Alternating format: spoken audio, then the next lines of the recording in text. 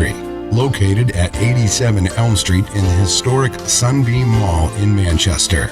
Open Monday through Friday, 9 a.m. to 5:30 p.m. and Saturdays, 10 a.m. to 2 p.m.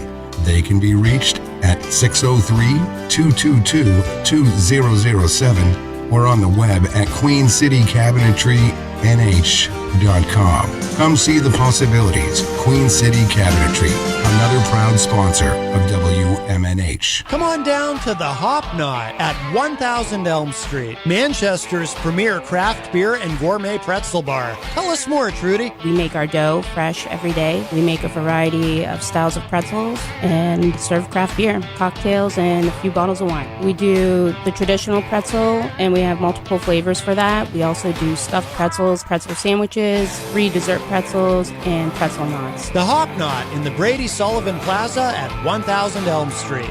Diz's Cafe is the place to put a smile on your face. Judy and the crew will take care of you. Bring your appetite and treat your taste buds right. Diz's Cafe is always a winning choice. Breakfast, lunch, or supper. Diz's Cafe at 860 Elm Street in downtown Manchester. Dine in, take out, or make a reservation. Call 603-606-2532. Eat, drink, and be happy. Diz's Cafe. You are listening to WMNH-LP, Manchester's radio. Broadcasting from the top of 1000 Elm Street. Our studios are located at 119 Canal Street and licensed to Manchester Public Television Service in Manchester, New Hampshire. Contact us by email at WMNH953@gmail.com or through our website at WMNHradio.org. This is Radio Manchester. It's 9 o'clock.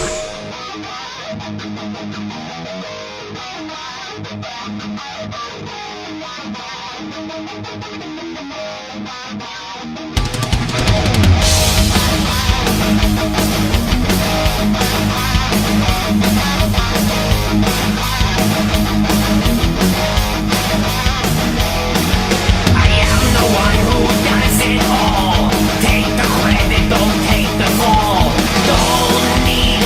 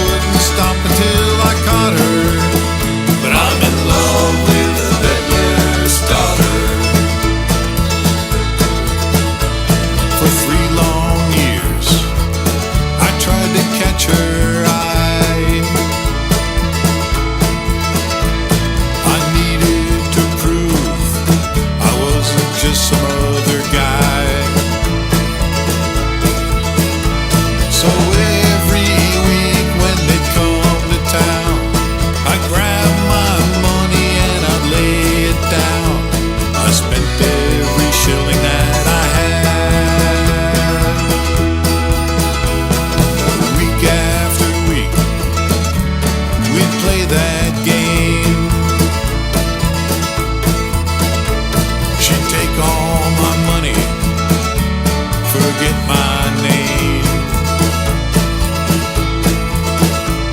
But little by little I'll wear her down, until that day she finally comes around. She'll look at me and she'll know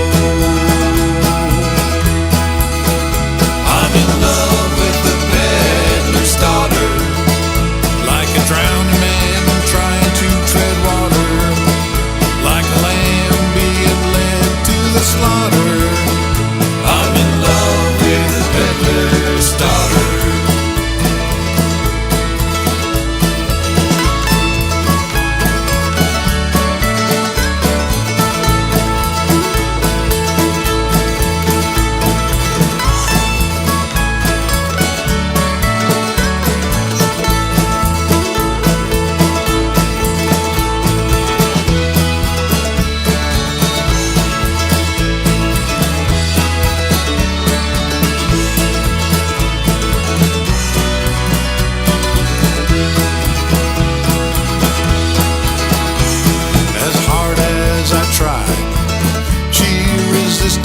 My charms, until that one night she fell into my arms. In that sweet moment she let down her guard. We kissed and we rolled underneath the stars. She looked deep into my eyes and knew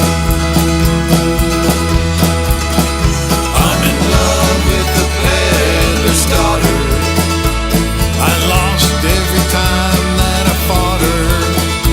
She sold every gift I ever bought her. But I'm in love with the peddler's daughter. I loved her much more than I oughta. I'm in love with the peddler's daughter.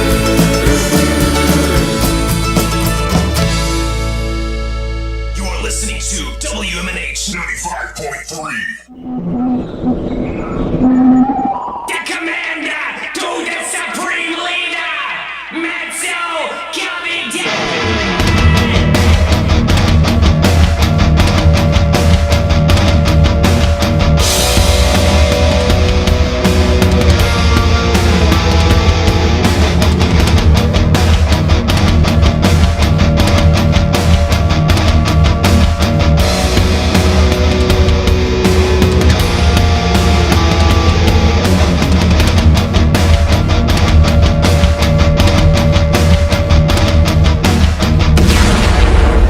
Good morning, everybody. Here we go. It is that time again on this Saturday. Matt Connarton Unleashed, and we are live from the studios of WMNH 95.3 FM in glorious downtown Manchester, New Hampshire. Also streaming online. You can go to mattconnerton.com/live to stream the show from anywhere. All your live streaming options, social media links, contact info, show archives, etc., etc. It is Saturday, March 13, 2024, and I am not alone.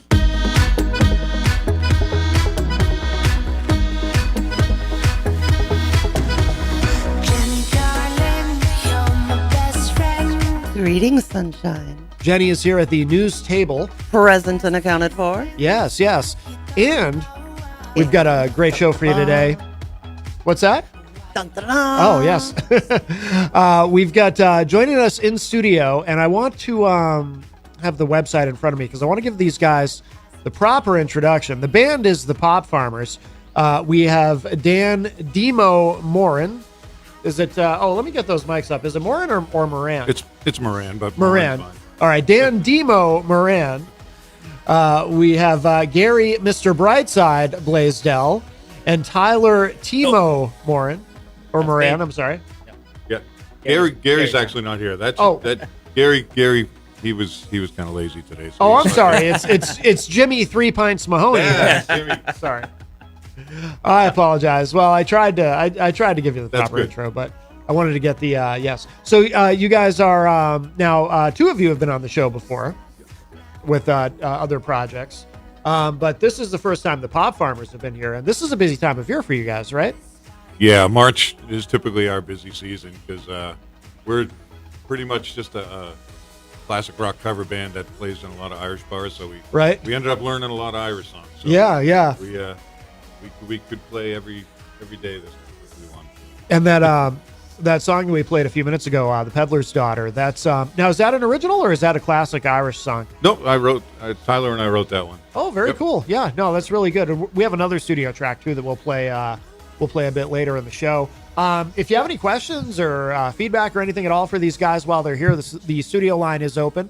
603-250-6007, 603-250-6007. You can, of course, also interact and opine in the Facebook live chat. And by the way, I apologize. We have no video. It is strictly audio. But the Facebook feed is working. You just can't see anything, but you can still chat in the chat room. Well, it is radio. Jenny is in there. I see Patrick Couturier. Hi, Pat. Couturier in the chat room.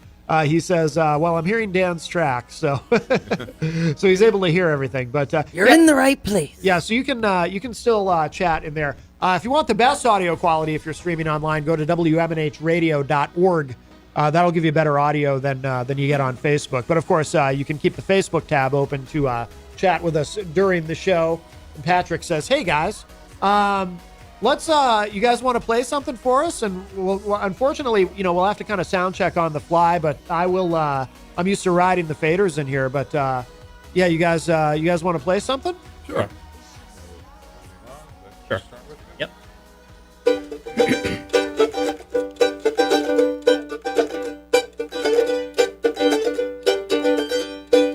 Tell me, Mom, when I get home, the boys won't leave the girls alone. Pull my hair and stole my comb, but that's alright till I get home. She is handsome, she is pretty, she is the belle of Belfast City. She is a cartoon, 1, 2, 3. Please can you tell me who is she? Albert Mooney says he loves her, all the boys are fighting for her. Knock at the door, ring the bell, singing "Oh true love, are you out?" Out she comes as wine and snow, with rings on her fingers and bells on her toes. Old Jenny Murphy says she'll die if she don't get the fella with the roving eye. But tell me, Mom, when I get home, the boys won't leave the girls alone. Pulled my hair and stole my comb, but that's alright till I get home. She is handsome, she is pretty, she is a belle of Belfast City. She is a cartoon, 1, 2, 3. Please can you tell me who is she?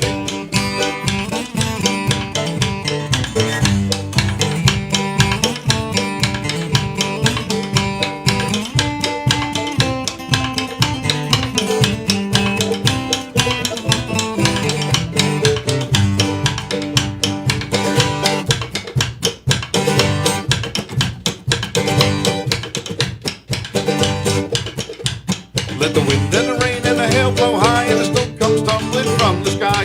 She's as sweet as apple pie, she'll get her own love by and by. When she gets a man of her own, she won't tell them all when she gets home. Let them all come as it will, it's Albert Mooney she loves still. Tell me, Mom, when I get home, the boys won't leave the girls alone. Pulled my hair and stole my comb, but that's alright till I get home. She is handsome, she is pretty, she is the belle of Belfast City. She is cartoon, 1, 2, 3. Please can you tell me who is she?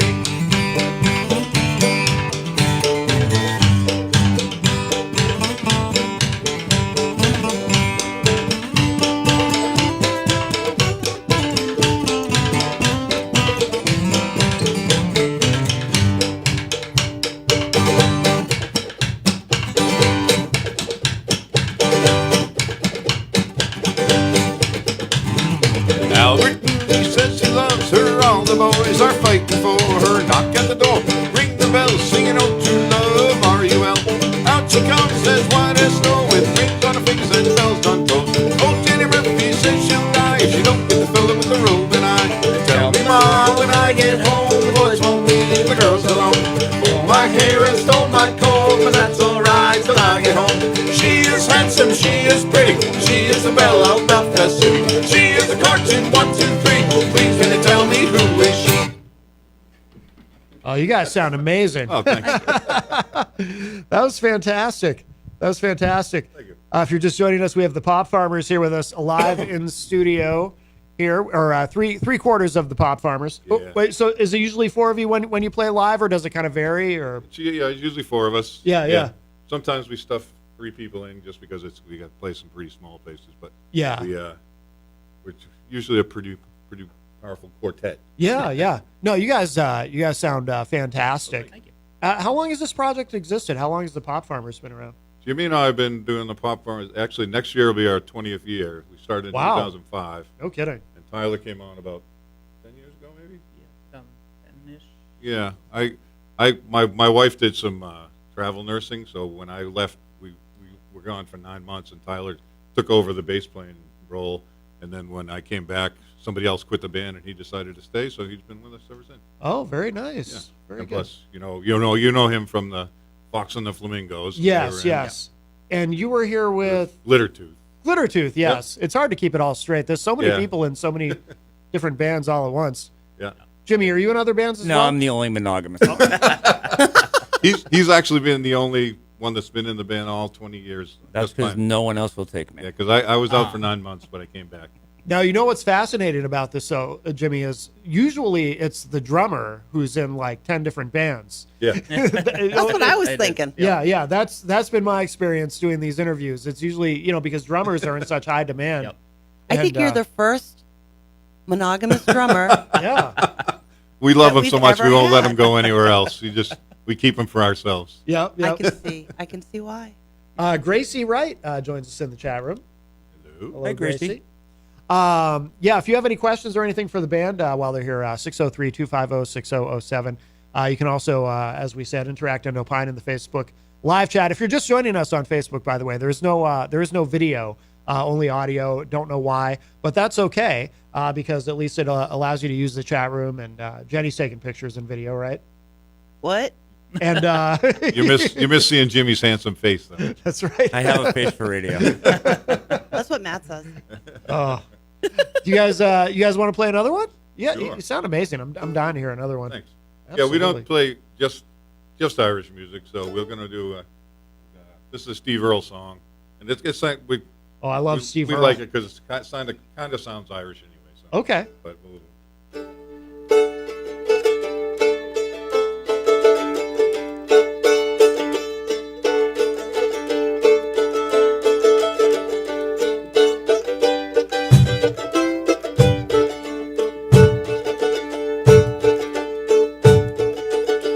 Well, my name's John Lee Pettimore,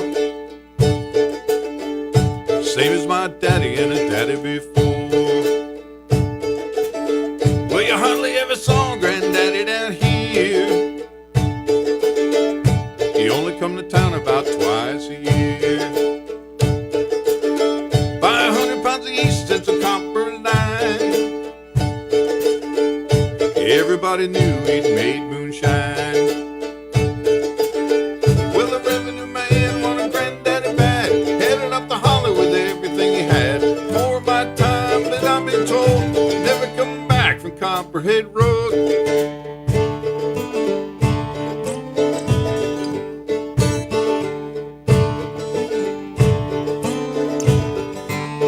My daddy ran whiskey in a big block Dodge,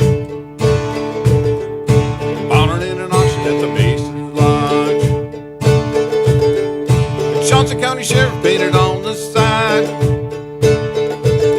Just shot coat of primer and it looked inside. Well, him and my uncle tore that engine down. I still remember that rumbling sound. Then the sheriff came round in the middle of the night. Heard mama crying, knew something wasn't right. Headed down to Knoxville with the weekly load. You could smell the whiskey burning down Copperhead Road. Hey!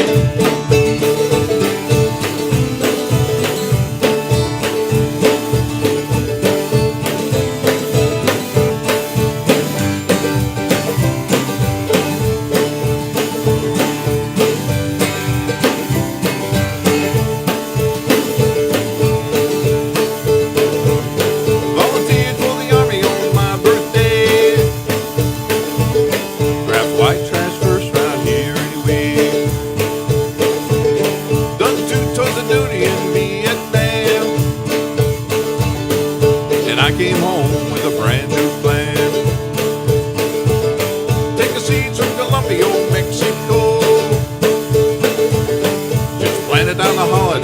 Copperhead Road. Now the DA's got a chopper in the air. Wake up screaming like I'm back over there. Learn a thing or two from Charlie, don't you know? Better stay away from Copperhead Road. Hey!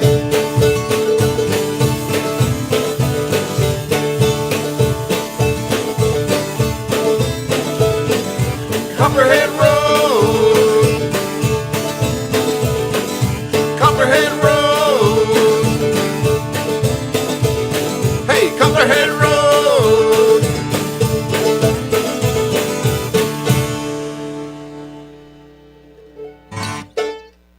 I love Steve Earle. You definitely did him justice. That was great. That was great. If you're just joining us, we have the Pop Farmers live in studio with us. And you guys must have a show tonight somewhere, I would assume, right? We had one last night. That's why we're kind of a little groggy. Oh. So we have two tomorrow. So we're playing 11 o'clock? Yeah. 11 o'clock in the morning over in Haverhill, Massachusetts at the Peddler's Daughter. And we're playing from 11 to 3. And then we kind of hightail it over to Nashua, Peddler's Daughter, and play from 7 to 10. Yeah. Oh, wow. So, Jimmy keeps track of where we go. I just Now, is there? I assume St. Patrick's Day is the one time of year where you would actually do shows in the morning, right? Yeah, we don't do too many 11 o'clock. That's why when we book this, we're going 9 o'clock in the morning. Right. They're not rock star after the night before. Yeah. Very cool. How many? Can you guys even put a number on how many songs you know? You probably know like a ton of songs, right? Yeah, our list is pretty big, but although invariably we get somebody requesting a song and we don't know it. Oh, really? Sometimes they get mad. Yeah. It's like, dude, I know a lot of songs. I don't know all of them. Right. But I mean, Tyler deals with them better than I do. Really? Well, depending on how you ask them. Usually. Yeah. I'm a little more diplomatic. Tyler's just like, no, we don't. Yeah. Somehow I became the enforcer. Really? Yeah. So sorry if I've turned you down, but we don't know it. Right. Exactly. I mean, including the Irish stuff. I mean, it's going to be well over. It's almost 100 songs at least. We still get people requesting Irish songs. And we like I said, we're a bar band. We play some Irish songs. We know all of them. Yeah. Sometimes people get really snooty about it. Oh, you don't know that song? I'm like, sorry, I'll learn it for next St. Patrick's Day, maybe. Right. But it's a fun day.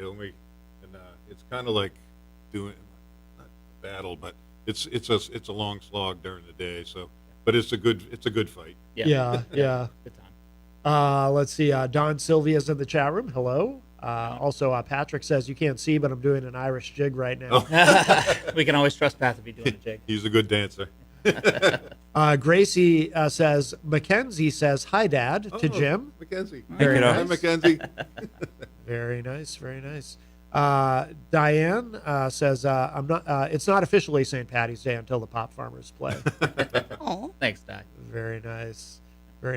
Now, you guys do have some original music, and we'll play another studio track a little bit later. But do you have you recorded much, or do you just have a few that you've done? Tyler and I, during the two songs that you're playing, Tyler and I during COVID, we decided I had like five or six songs that I had written pretty much musically, but I had no words to them. Yeah. So I figured during COVID we had nothing to do, so I called Tyler and said, "Hey, let's go in the studio." So then we called some of our friends and we recorded an album of original songs under the name Moran instead of Duran. Oh, nice. So he's Moran, I'm Moran, so we're Moran. Oh, cool. And, so then we called our buddies and we got in the Board's House Studios in Brookline. Yeah. Pete Peliquin, he's awesome. He did all our work and it was a great fun. Like I said, we would just go in, the two of us, work on the songs, and then call up our friends and say, "Hey, can you play whatever on this song? Yeah. Play drums or play bass." And we actually, the first song you played, we actually shipped some of it out to our friends in California. Our friend Bobo, he played accordion on it. And, his wife Tracy played bass, and I think we had Gio Hennessy. She played violin. So normally we didn't have that. I don't know anybody else who plays accordion. So that's called Bobo and say, "Can you play accordion on this?" And he did. So it was cool. Yeah, it's like Moran and Friends. Yes. Oh, no kidding. I like that. Yeah. We'll have to check that out. Very nice. Did you guys want to play another live one for us? Sure. We got the Pop Farmers here with us live in studio on this St. Patrick's Day weekend. All right, we'll do another Irish song, Black Velvet Band. Sure.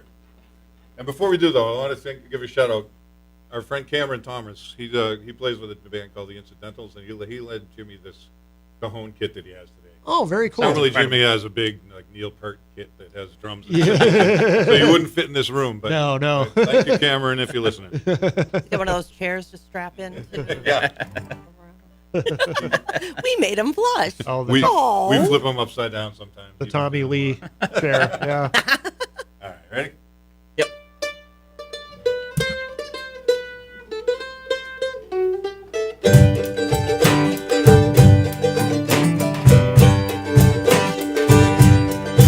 In a neat little town they call Belfast, apprentice to trade I was bound, and many an hour of sweet happiness I spent in that sweet little town, till sad misfortune came over me and forced me to stray from the land, far away from my friends and relations, to follow the Black Velvet Band. Her eyes, they shone like the diamonds, you'd think she was queen of the land, and her hair hung over her shoulders, tied up with a black velvet band.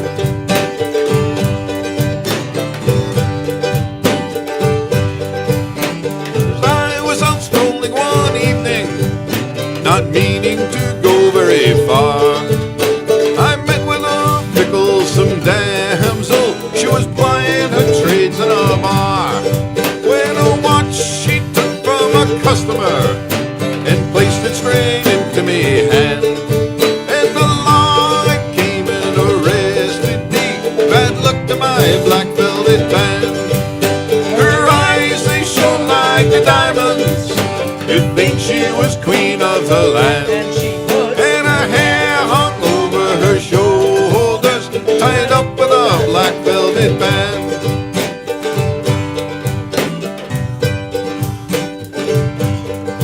The next morning before judge and jury, a trial I was said to appear, and the judge, he says, me young fellow, the case against you is quite clear, and 7 long years is your sentence, you're headed for Van Diemen's Land, far away from your friends and relations, to follow the Black Velvet Band. Her eyes, they shone like the diamonds, you'd think she was queen of the land, and her hair hung over her shoulders, tied up with a black velvet band.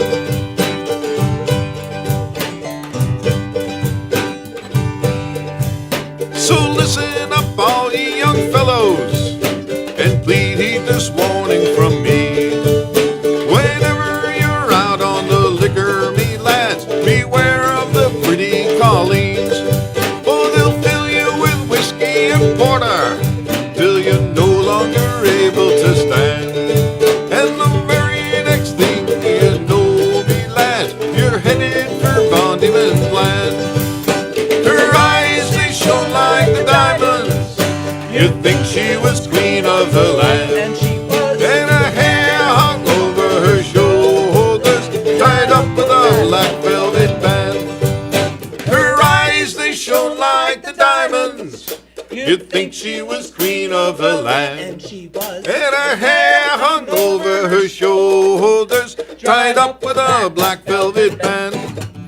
Her eyes, they shone like the diamonds, you'd think she was queen of the land, and her hair hung over her shoulders, tied up with a black velvet band, tied up with a black velvet band, tied up with a black velvet band.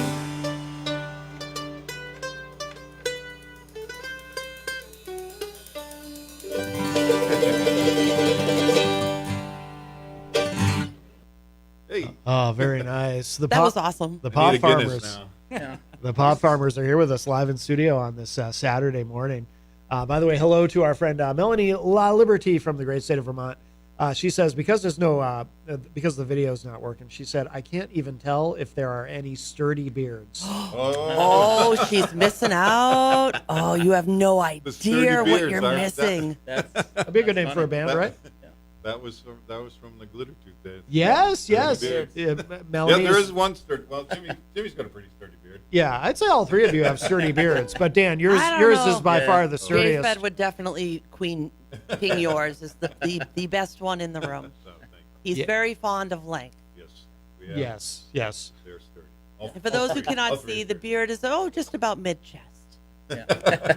Oh, I bet they're mad now. They can't see it. You have to see pictures later. Now, when you guys play out, do you have guest musicians come up and play with you? Because I would imagine you've got people in the scene who also know like a lot of these classic Irish songs, probably. Yeah, a lot of times we have we. It's weird because when I lived in Derry, there really wasn't much of I didn't see much of a music scene, but when I moved to Greenfield, it's near Milford, and you wouldn't think that Milford would have a big scene, but the Milford music scene is awesome. So we have a lot of musical friends in our circle, and Yeah. whenever we play, invariably people would jump up with us. Yeah. And, it's a lot of fun with them. Yeah, There's a handful of them that we refer to as honorary pop farmers. Yeah. Oh, very cool, very cool. Melanie says no one likes a tease, guys. Neener, neener, neener. If you go to the Pop Farmer page, you'll be able to see it. That's right. Guarantee it. And Gracie said Kenzie and I are applauding after every song from upstate New York. Very good, very good. Now, when you guys, what's the longest show you guys have ever played? Because I would imagine some of these shows get pretty long, especially with all the songs you know. We were talking, Jimmy and I were talking about that the other night. We did a private party that we were supposed to be 4 hours. It started as 4 hours. Yeah. And then they kept saying, we'll pay you more. So I think it ended up being 6 hours. Yeah. No kidding. And, we ended up playing all the songs we knew more than once. But Yeah, it was yeah. like we ran out of songs at some point. But Yeah. they kept throwing money at us. So I was like, okay. Yeah, yeah. If you're paying, we're playing. Yeah, exactly, exactly. Now, what's the do you have a policy in the band as far as because obviously with these shows with St. Patrick's Day, there's a lot of alcohol around. How do you approach that? Do you just say we're not going to imbibe because we don't want to? We carpool. And, I drive down and Dan drives me home. Well, I mean, there is a policy. It's don't feed the drummer beer. Okay. He always ends up with, which is a horrible I mean, policy. if there's any day of the year, like I would say anyone's permitted to drink. Everybody's Irish on St. Patrick's Day, so Right, as long right. as there's still Guinness. Yeah, I'm riding with Jim, so I'm expecting to drive home. Right. Although when we first started playing, we didn't play a lot of Irish songs, and I didn't play mandolin at first. So once we started playing more, we'll learn to play the mandolin. And one of our original pop farmers was a really good mandolin player, and he was kind enough to teach me some stuff and kind of let me take over. And I think it was the first St. Patrick's Day party we did. I was still learning to play, and I forgot how to play mandolin like halfway through. Yeah. So we were like, Guinness did not help. Yeah, It's like, yeah. I was a novice, and by the time I got done, I was a beginner. So Yeah. it was bad. Oh, by the way, Patrick in the chat room says, hence the name Jimmy 3 Pints. Yes. All right. Well, that makes sense. By the way, is it still the case in New Hampshire? Because back when I was promoting a lot of shows, you couldn't have alcohol on stage. And then I heard that had changed. Is that true? That changed a few years ago. Yeah, That did they change. They were pretty strict with it for a while, but Yeah. it's changed. It's one of the better things they could have done. Yeah. I mean, it's fully understandable that like as a band, you're technically an employee of the bar or wherever you're playing. Yeah. Which makes sense, but I think it's one of the best decisions, at least for bands that they made, because some of us like myself, no matter how many times I get on stage, I still got there's just some nerves that go. Oh, sure, yeah. So it helps. Yeah. Calm that down, and frankly, it makes a better show. As long as Why do you keep looking at me when you're talking about drinking? They can't see that, so Probably because your name is Jimmy 3 Pints. But You kind of asked for it in the name. we all, so long as you know your limit. Right, of course, yeah. We usually tell people the more you, as the audience, the more you drink, the better we sound. But it doesn't work Right. In inverse. Right. And we all know that. I think we've all stumbled over that as musicians. We've Every all musician. found our limit. Yeah. Like, okay. Whoops. All right. Yeah. A rather tall leprechaun told me you put on quite the show last Sunday at Great North. Oh, right. Oh, yeah. That's Yep. right. Yeah, but that's That a was great fun. room. I love that. They hire us once a year whether they want to or not. Yeah. We And the first time the leprechaun showed up, I said to these guys, everybody sees that guy, right? It's not just me. Right. But we love the Great North. Yeah. Yeah. We do too. We do too. The leprechaun is my son. Oh, I did not know that. That's awesome. Small world. That's awesome. Yeah. And yet you're not Irish. I am Irish. Oh, okay. Oh, that's right. The hair. We'll talk about it later, dear. I'm Irish, but I've never been much of a drinker, so. Not Irish.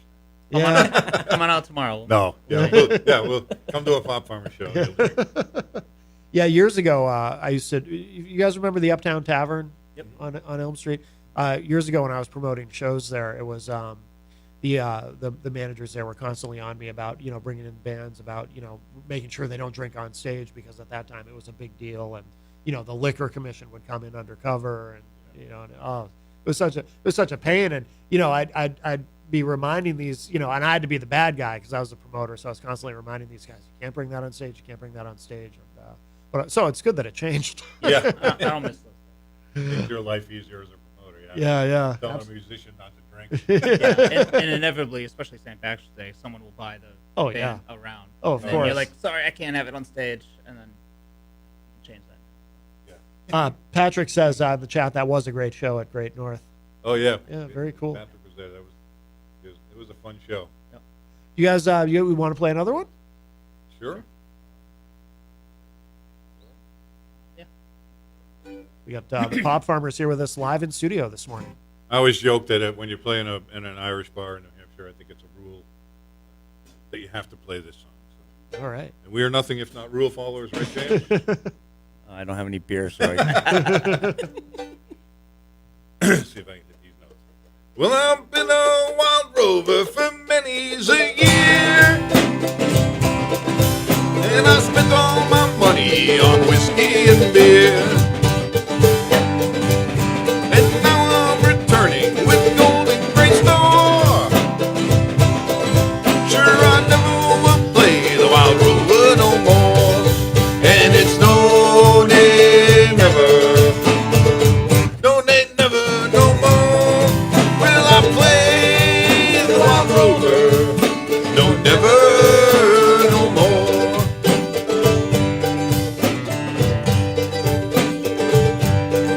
Well, I went to an alehouse I used to frequent, and I told the landlady me money was spent. I asked her for credit, she answered me nay. Such a custom as yours I could have any day. And it's no nay never, no nay never no more will I play the wild rover. No never no more.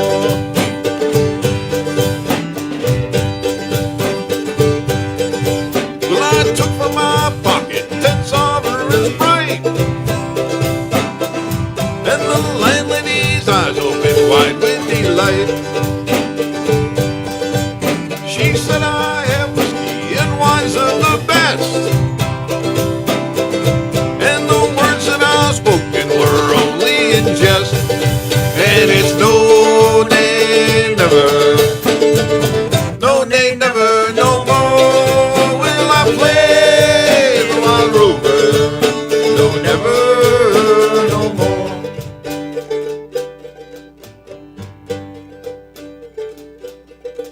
I went home to my parents, confess what I've done,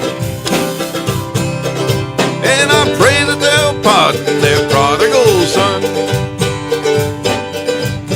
And if they forgive me as oft time before, sure I never will play the wild rover no more. And it's no nay never, no nay never no more will I play the wild rover.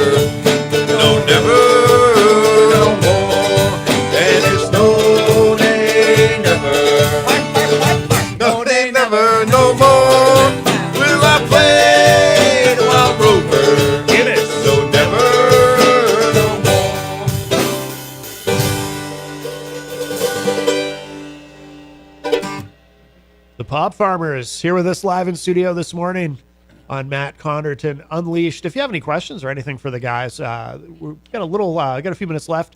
603-250-6007. The studio line is open. 603-250-6007.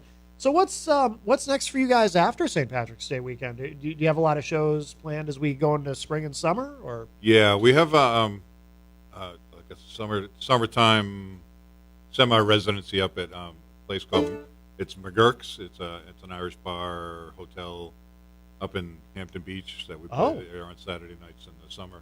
We're not there as often as we used to be, but we've been there 14 years we're doing that. So so it used to be an Irish bar, but they redid it, and now it's kind of like a tiki bar. So it's an Irish tiki bar when we're there. Bar. Yeah.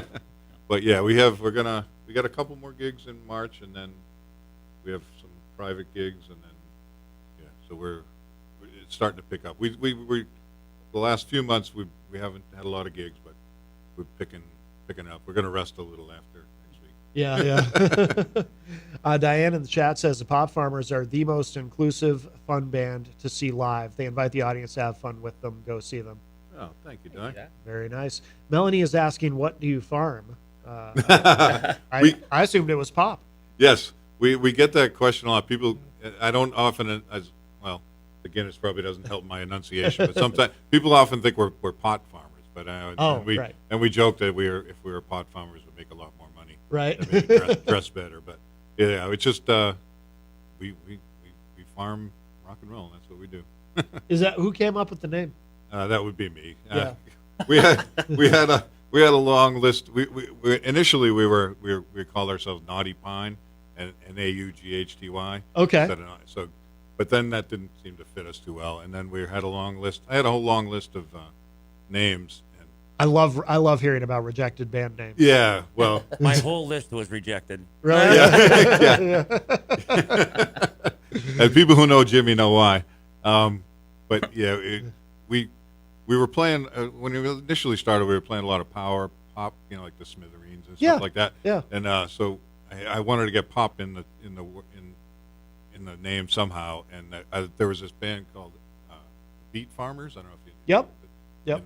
And they spelled B-E-A-T. Yeah. I was like, oh, that's cool, Beat Farmers. So on the list I had Pop Farmers, and I thought Jimmy and Al, our first our founding father, Al Carey, I thought he would hate the name, but they both liked it, so we were the Pop Farmers after that. Oh, very cool. And I have to always say Pop Farmers. Right. Yes. Farmers. Oh, very cool. Very cool. Where should people go online to keep up with everything that you guys have coming up? We have a website at thepopfarmers.com, THEPOP farmers.com, and we're all on Facebook and Instagram. Yeah, that's a nice website. Who does your site? That would be me. Thank you, but I'm a website nerd. Yeah, I love websites. I need to get better at it, but it's good. It looks good. I like the layout, and I like that you've got all the shows right on your homepage in a nice orderly list, which is good. Yeah. I mean, even just looking at this stuff, it's even simple things like that. A lot of people miss, when they're building a website for their band. So yeah, you can figure that's the thing people want to know is where you're playing. So right, exactly. Yeah, no, it's a good site. Tyler helps a lot with that. He's our graphic designer. Yeah. Whenever we need a flyer or a poster, he developed all our logos. We have 3 different logos. Yeah.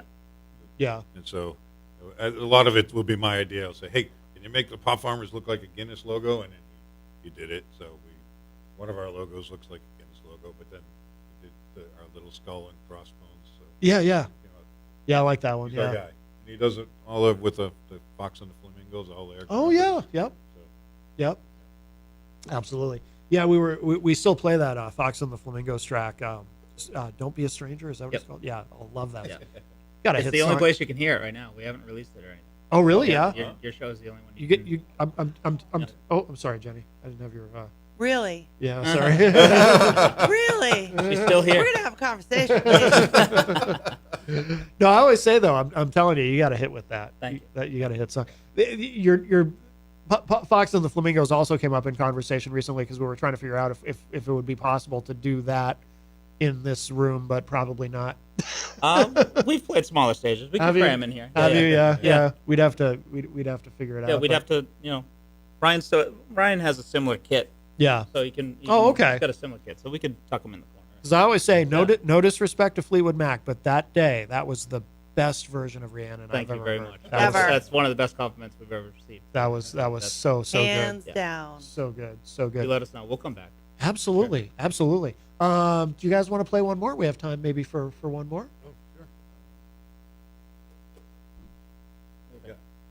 With all these songs we know. Yeah, we got to make sure we don't play Gary singing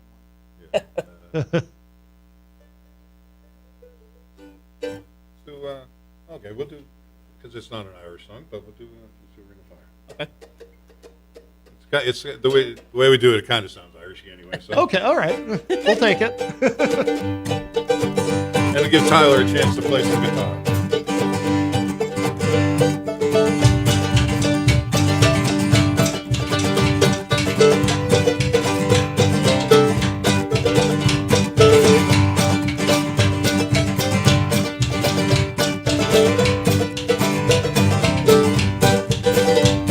Well, love is a burning thing, and it makes a fiery ring.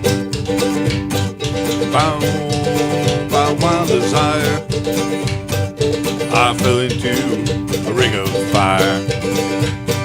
I fell into a burning ring of fire. Went down, down, down, and the flames went higher. It burns, burns, burns. That ring of fire, that ring of fire. The taste of love is sweet when hearts like ours meet. I fell for you like a child. Oh, but the fire went wild. I fell into a burning ring of fire. Went down, down, down, and the flames went higher. It burns, burns, burns. That ring of fire, that ring of fire. Go on, Tyler.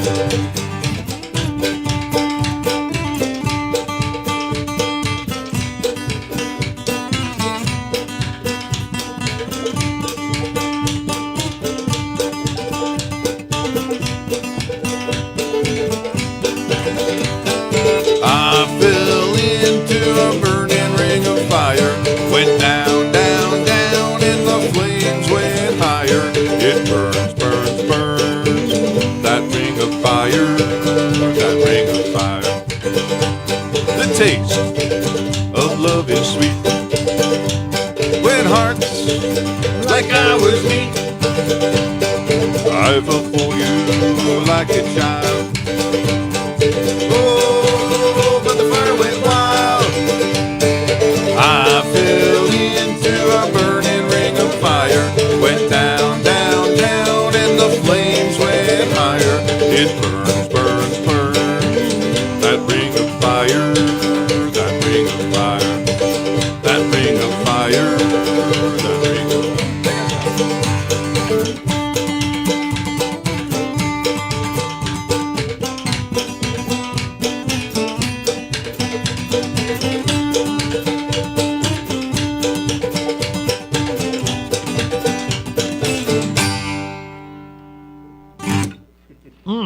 So good, so good. The Pop Farmers. I needed a woo. Yes. Thank you. I'm gonna turn my mic off again. Yeah, sorry.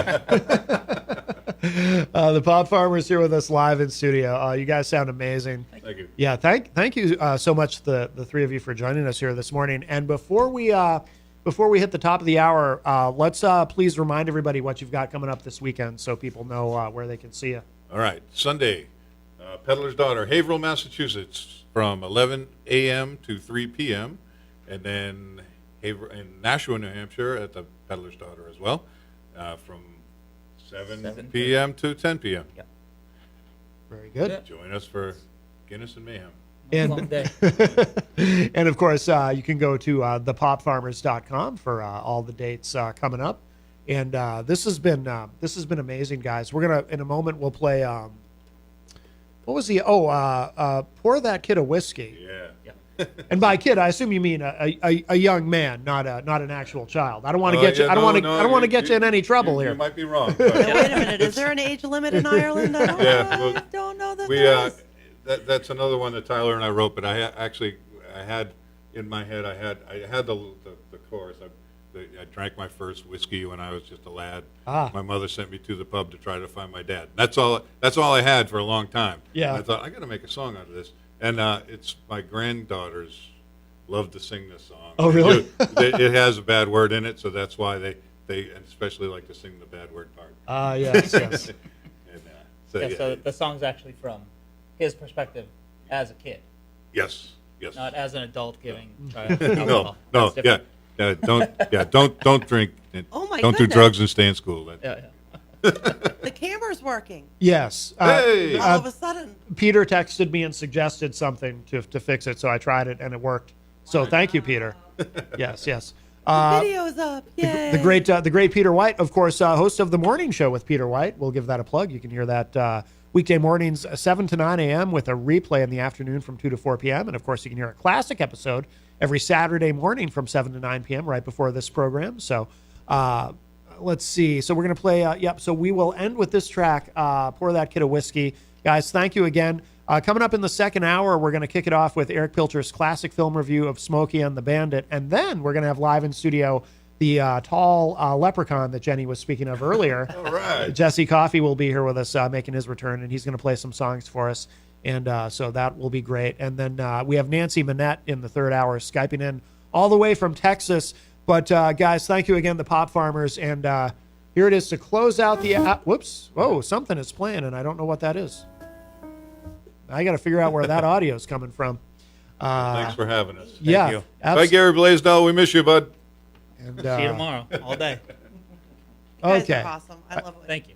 I figured out the Happy source to of have the... you guys come back anytime. Thank you. We like it. Thanks so much. I figured out the source of the extraneous audio. I think we're okay. All right, so here we go. This is Pour That Kid a Whiskey, the Pop Farmers. I drank my first whiskey when I was just a lad. My mother sent me to the pub to try to find my dad. We woke up Sunday morning, he was nowhere to be found.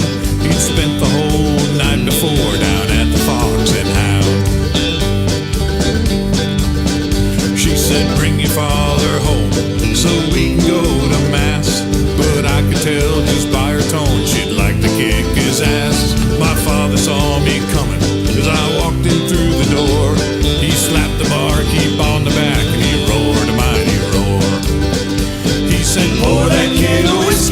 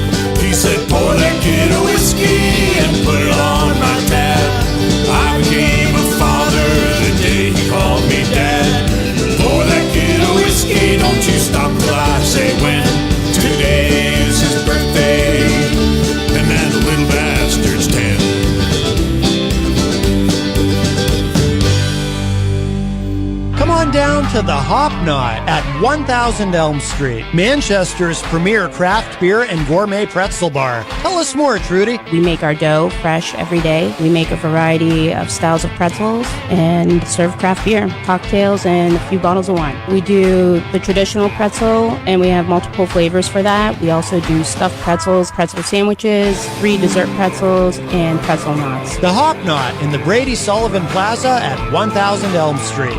Bring your kitchen to life with Queen City Cabinetry. Located at 87 Elm Street in the historic Sunbeam Mall in Manchester. Open Monday through Friday, 9 a.m. to 5:30 p.m. and Saturdays, 10 a.m. to 2 p.m. They can be reached at 603-222-2007 or on the web at queencitycabinetrynh.com. Come see the possibilities. Queen City Cabinetry, another proud sponsor of WMNH. Diz's Cafe is the place to put a smile on your face. Judy and the crew will take care of you. Bring your appetite and treat your taste buds right. Diz's Cafe is always a winning choice. Breakfast, lunch, or supper. Diz's Cafe at 860 Elm Street in downtown Manchester. Dine in, take out, or make a reservation. Call 603-606-2532. Eat, drink, and be happy.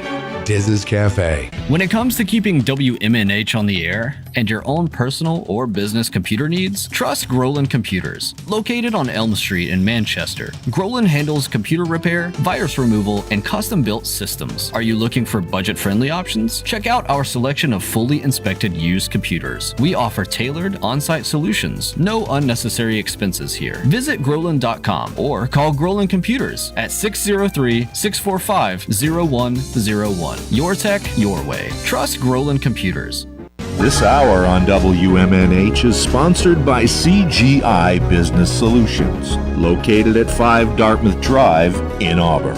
They serve all your business needs, including employee benefits planning, corporate design and business administration, investments and wealth management, and customized business insurance solutions.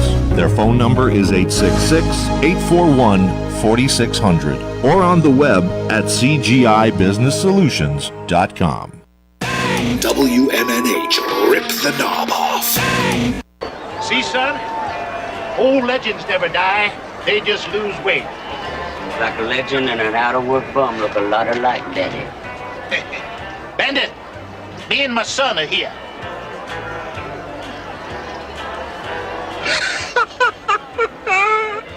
Oh, I love your suits. They must be getting a size 68 extra fat and a 12 dwarf. I came to make a deal. What's he get if he wins this truck rodeo thing? If? $5,000, Daddy. Chicken money. Just what the hell you want, anyway? You to get out of this dumbass rodeo and accept a real challenge.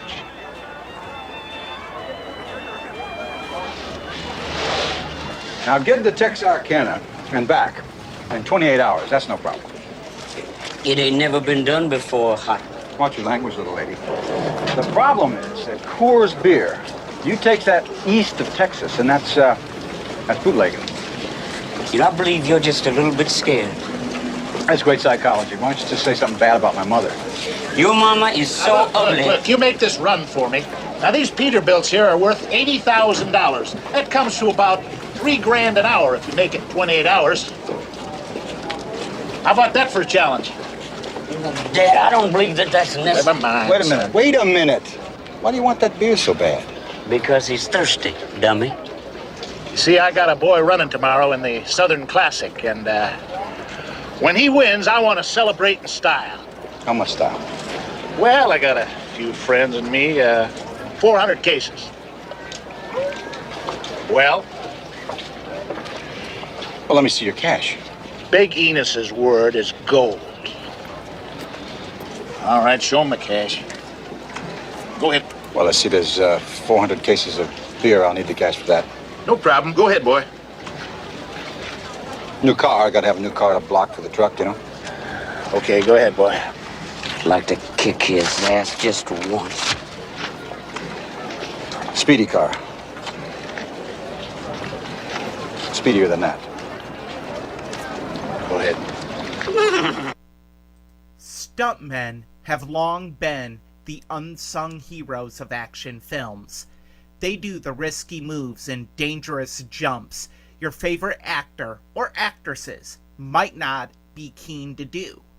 While there are some exceptions, they often perform in anonymity. One of those exceptions is legendary stuntman Hal Needham. And this week is this famed stuntman's first foray into directing. Released in 1977, Smokey and the Bandit introduces us to Bo Bandit Darville, played by Burt Reynolds. Bandit is hired by well-to-do Texans Big Enos and his son Little Enos to transport illegally 400 cases of Coors beer. This was our introductory clip.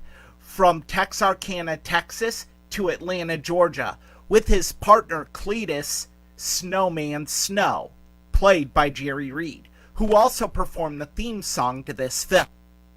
Along the way, they encounter runaway bride Carrie, played by Sally Field, who is running away from marrying the son of Sheriff Buford T. Justice, who chases Bandit and company on their journey. It is quite remarkable that this film became so beloved, despite being done by a first-time director. In our next clip, Hal Needham explains how he decided to direct this film. And then Burt Reynolds tells us about the scariest moment. He performed most of his own stunts in this film he encountered while making this movie. First of all, I directed a lot of second unit, so I knew camera angles and things. And see, the good thing about a stuntman, being a second unit director, you know what angles make things look quicker, faster, and so on and so forth. Up high makes it look slow, down low, running right by as fast, and so on and so forth.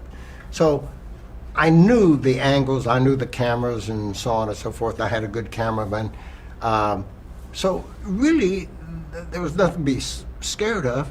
I mean, what I told everybody when I started, got the job, I said, I'm not going to throw away my stunt bag where you carry all your pads and things. I say, in case this don't work, I'll go back to doing stunts. But I had no qualms about going down there. As a matter of fact, when I did the second unit on Little Big Man, I had a scene where Custer Cavalry is going across the canyon floor, and they're playing the Gary Owens song, whatever, the cavalry song, and Dustin Hoffman is on this rock about ready to commit suicide. And the director, sent Dusty up there. So the second unit I ever did, I got one of the highest paid actors in the world up there telling him how to act. This is kind of ridiculous. So I wasn't worried about Smokey. The only thing, and I really wasn't this worried about it, but the only thing I wanted to make sure of was that I had all the coverage that I needed. Because I wasn't accustomed to going and getting a two-shot or a close-up or with the eyes or something. So I had to think about that a little bit, but I had no qualms about going in there and saying action. Next up, Burt Reynolds. I'll never forget there was a scene where the girl that doubles Sally, she was a sweetheart of one of the stunt guys. And she was very capable of, you could throw her off a building and do fight stuff with her. And she was very handy, but handling the car that's a whole other thing. And she got in the car, and if you watch the movie, it's petrifying when you think about it. And then we go over the wall, and we land in a Little League baseball game. And every kid's mother was there, of course. Some of them's fathers. The whole grandstand was full of people. She's driving, and she just panicked. I've never seen this happen before with stunt people, but I've seen it happen with actors. So you're in the car with the I'm riding with her, okay, so we could get a camera up close on the right side, so you wouldn't know it wasn't Sally. Sally was watching, and she just rammed it. I mean, we were full out flying. Right. And I saw kids in front of the car disappear. And I was waiting for that. and then we went right over them, and they were just falling. And two mothers fainted, and I don't blame them. And then we went through it all. We got out the other side, and we went through like a half wall at the head of it.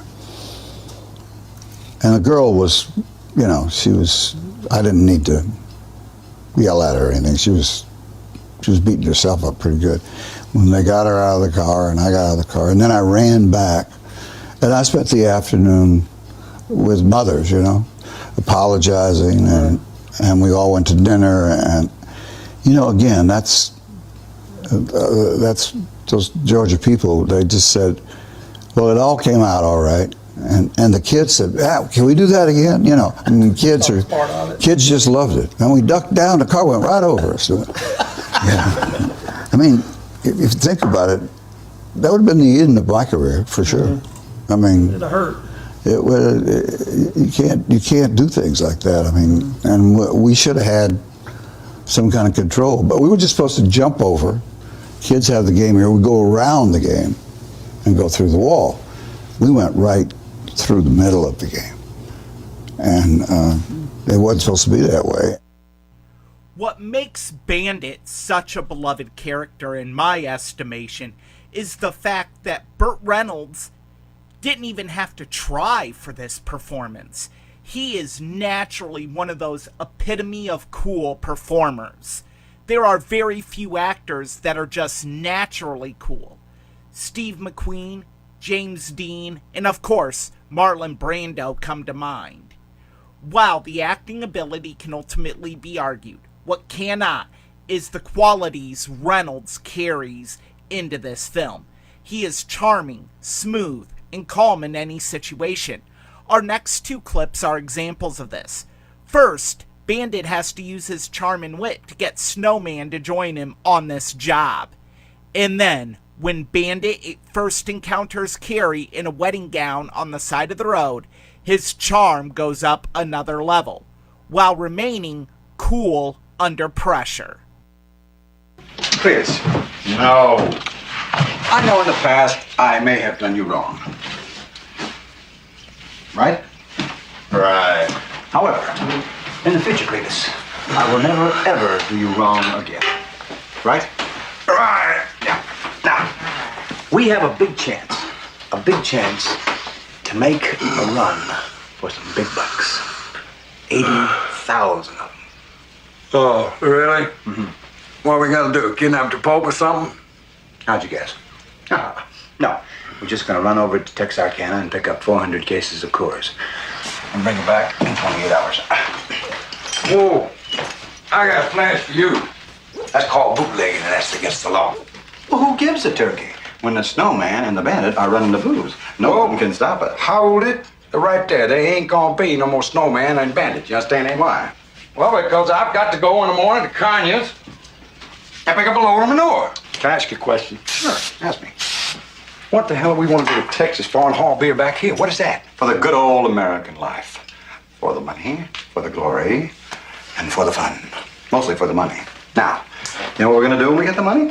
What? We're going to buy a new rig. You're crazy, you know that? Yeah. You know that?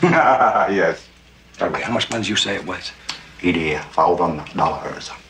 $80,000. And now, Bandit meets Carrie.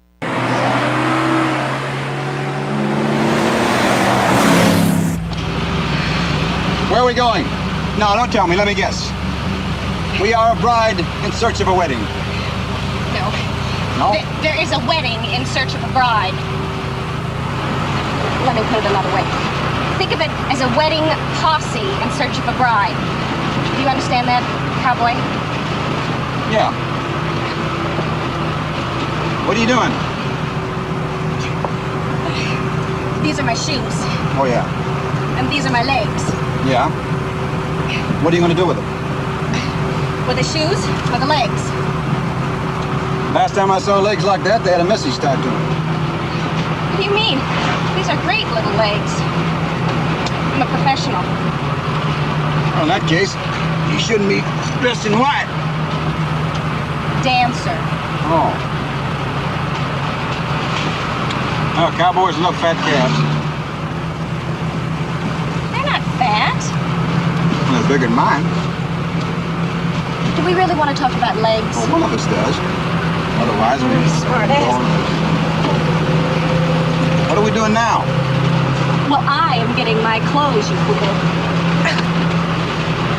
That's a good idea. Why don't you slip into something comfortable? Are we really going 110? We're going 110.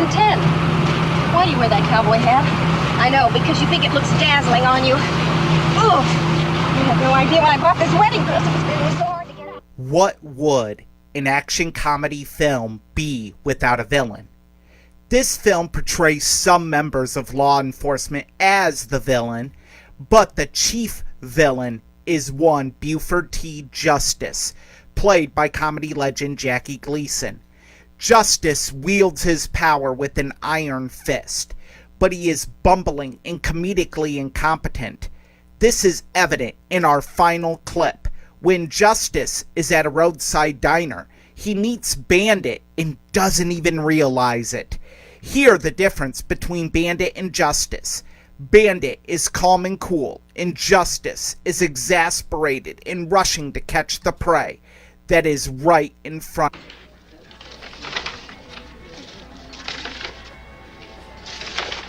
How much owe you, ma'am? $1.50. There you are. Keep change. Just keep your eye out for that Mr. Bandit. Let me have a Diablo sandwich of Dr. Pepper. Make it fast. I'm in a hurry. You want something? Hush, puppy, Daddy. We got no time for that crap. Diablo and Doc. Snacking my slip. You must be in a hell of a hurry, huh, Sheriff? Bet your ass on that boy. Oh, you got a little mess there. Let me help you out here. Get that off of there. That's away from an officer. Much obliged. Who are you chasing? Somebody chasing you? Nobody's chasing me, boy. I've been chasing a maniac all the way from Texarkana, Texas. Really? Was he a bank robber? Look, brother. Bank robbing his baby kid alongside of what this dude is doing. Yeah. Almost killed 20 law officers. Driving through people's backyard, knocking down mailboxes. Got a broad in the car. Took across the state line. Got the man out. I don't think he's got a permission, and that's getting him. How's that for high goods? What Oh, let me pay for it. Let me pay for it. No, You're an officer of the law. I'd be honored.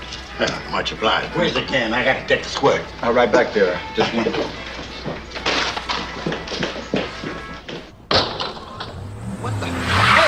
Hey! What are you doing in my car? You're going the wrong way! Oh! Hang on! What the hell are you doing? Sheriff Justice is in there! I know!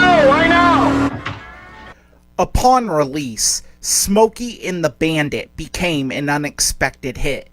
Despite a poor premiere in New York, it then debuted in southern states over Memorial Day weekend and grossed nearly $3 million.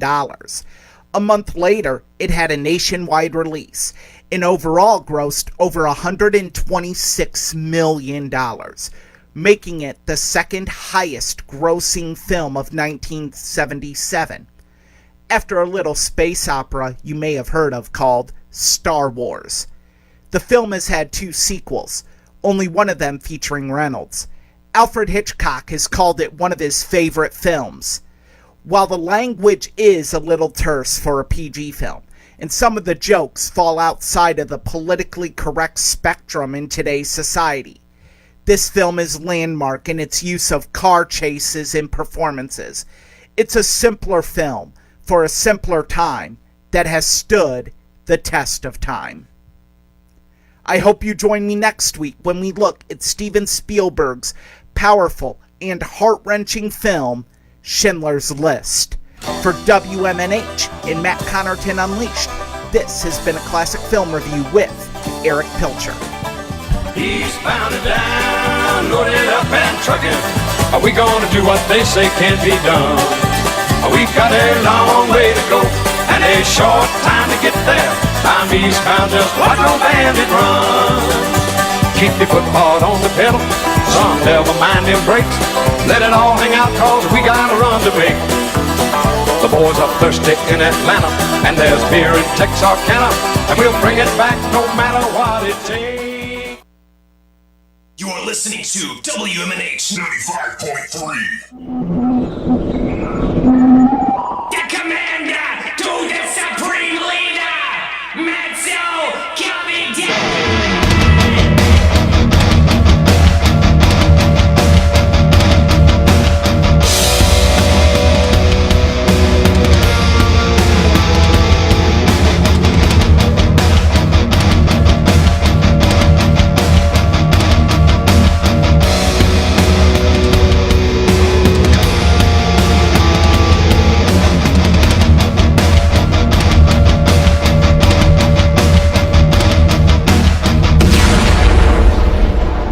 Welcome back, everybody, as we enter hour number 2, numero dos of Matt Connarton Unleashed. Today is Saturday, March 16, 2024, and we are live from the studios of WMNH 95.3 FM in glorious downtown Manchester, New Hampshire. Of course, you can also stream the show if you go to mattconnerton.com/live. All your live streaming options are there, social media links, etc., etc. And, of course, we are on the Facebook, on the Matt Connarton Unleashed Facebook page. Hello to Carol Zawarowitz, who joins us in there, as well as Isaac Banks and some other folks who we said hello to in the first hour. And by the way, thank you again to the Pop Farmers for coming in for the first hour, and thank you to our friend Erich Pilcher for his classic film review and returning to the studio. Let me get those. Let me get that mic up there. And he was referred to in the first hour as a tall leprechaun. We'll let him explain that. But Jesse Coffey is here. Hello. Why, hello. And you've brought your guitar, and I think so. we've got more equipment this time, so we can get a better recording of everything. So, the Pop Farmers were talking about the event at Great North, and actually, it's funny, they were saying off air during the changeover that they wished that you had gotten up and played with them.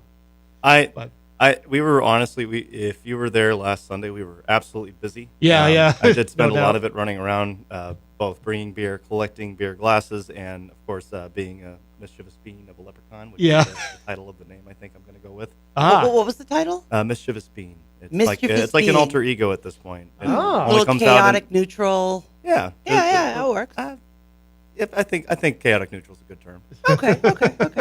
Good. Very good, very good. And boy, this must be a busy weekend there, huh? Yeah, it was. I haven't seen what it's like, at least because it's coming full circle to almost being my first full year there since May. But Yeah. I'll be excited to see how actual St. Patrick's Day is. We don't dye our beer green, so I think for a lot of people that might excite you to come get some beer, which is something I'm very happy with. You don't like drinking green things? No, not really. No, I is don't it like green eggs, and I algae? don't like green ham either. I don't like. Well, no, you like some green foods. Yeah, vegetables. That's where they should be. Vegetables are supposed to be green. How would you know? This is not something that you like to eat. Pizza has vegetables on it. On Covers all occasion, areas that's of the food true. group. Yeah, and you make salads all the time, and I enjoy them very much. Yeah, that's true too. But Yeah, those yeah. aren't veggies. You don't eat green beans. I hate green beans. I just, my thing with vegetables is I just don't like them cooked. I like them raw. There's no reason to cook vegetables, in my opinion. There's just no reason But to. stir fry. Especially carrots. What's the point of cooking carrots? They're good in stew. I fry. don't like stew. I love stew. Yeah. I like my My vegetables dad raw. makes an incredible stir fry. Raw, as nature intended. That's right. That's right. Well, Jesse, you want to play something for us? You got your guitar, and Yeah, why not? I'm going to bring up that other mic, and I think we'll get a nice sound with this. Yeah, everything sounding all right for you too? Go ahead and keep strumming for a. Yeah. Okay. Yeah. This is gonna work. This is gonna work a lot better than last time. I'll go ahead and pull back the curtain a little bit. Part of why we wanted to get Jesse back in here so soon is I wanted to get a better recording. Because obviously we've only been here in the Canal Street location for a relatively short time and still getting used to the new setup and everything. But I'm confident today we can get a really good recording. So if you are just joining us, Jesse Coffey is here with us live in studio. And whenever you're ready. All right. This one's a song that some of my friends showed me. It's called Runaway to Mars. It's by I think the whole band is just called Talk. Oh, okay. Yep. So I'm learning a little bit more about them, but this one's probably a personal favorite. I like theirs. All right.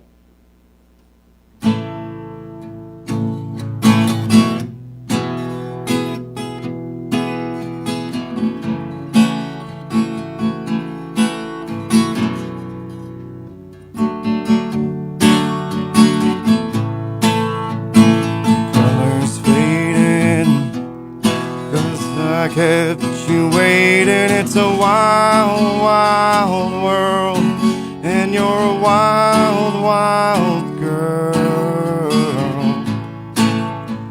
Our sun's still shining, but it seems half the size, and it's a wild, wild world out here.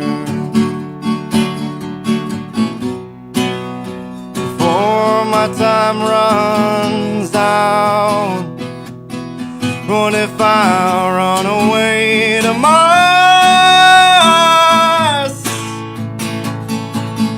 Would you find me in the stars?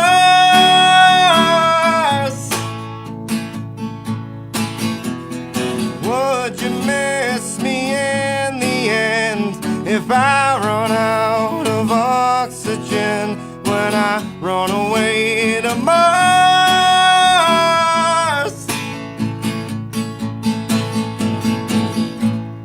I can't tell which way is home. I've been gone for so long, it's an empty world up here. I skip stones and wonder how long till I'm discovered. It's a quiet life out here. Before my time runs out, what if I run away to Mars?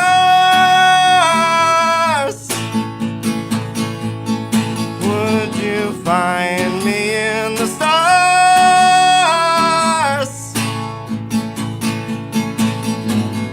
Would you miss me in the end if I run out of oxygen when I run away to Mars?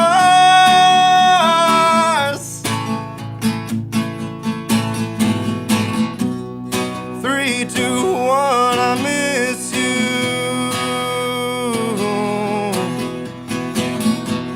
I'm sorry, I've got issues. What if I run away to Mars?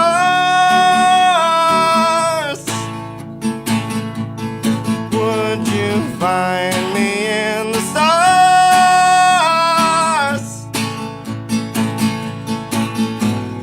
Would you miss me in the end if I run out of oxygen when I run away to Mars?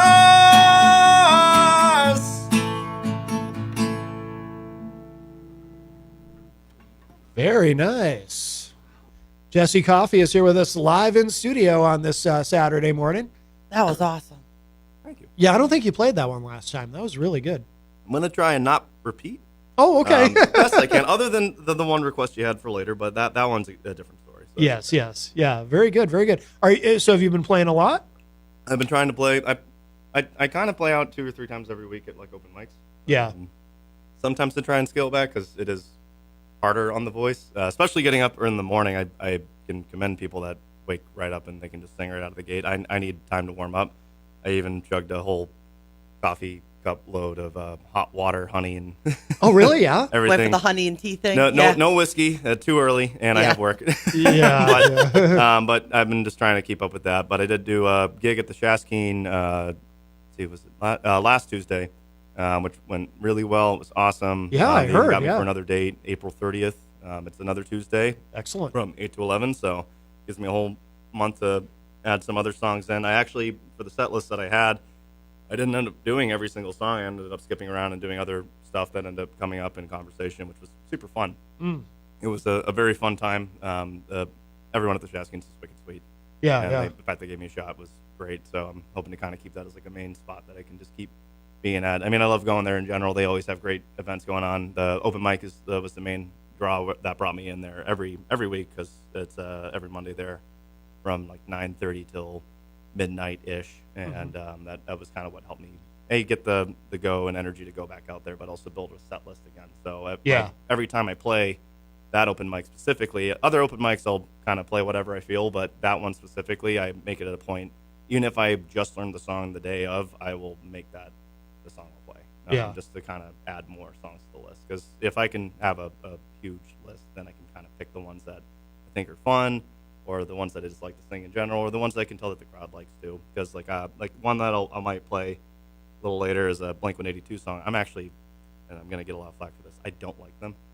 Me neither. Not my genre. Like, I mean, I shouldn't say not my genre. I like a lot of pop punk. I like punk in general. Just them, I'm just not really into. But there's one song I found, I'm like, I actually like this one. So, and it's off their newer album. So that one might be one I'll play a little later. But okay, I've found that I'm learning a lot more.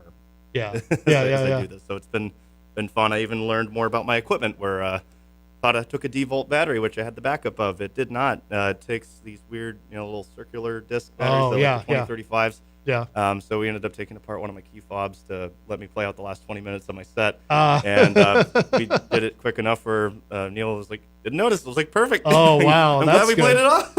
That's good. Then played an extra 5 minutes just to make up for lost time, but it was a fun little learning curve. So now I have like a giant pack living in my guitar case that should last me at least 20 years. What was the battery for? So with the acoustic guitars, it won't actually play through to my amp unless it actually has battery to do that, because it has its own little like treble and bass and all that other stuff. Yeah. So that was the learning experience, was that little fun thing. Gotcha. How many songs do you know? Do you have any idea? Probably 60 plus. Oh, that's, at least. Yeah. I mean, I'm sure there's more buried deep within that weird head of mine, but I'd have to like be asked like, hey, do you remember this? I'm like, oh yeah, and then I'll try and figure it out. Right. I know that there was like a request last radio show, so I don't want to give it away, because if people are just now listening, we can roll with it later. That I did figure out that one chord that was missing, and I've never played it or sang it like that, so we can just have fun. Yeah. All right. Well, you wanna play another one? Sure. If you're just joining us, we have Jesse Coffey here with us in studio, playing some tunes live on this Saturday morning here on Matt Connarton Unleashed. Since we did at least talk about it, we can probably do that. So I'm just going to scan the lyrics real quick just to make sure. Okay. What, the Blink-182 song? Yeah, this one's just sad, so that's okay. Okay. Sad works. Yeah. All right. So one more time. Okay.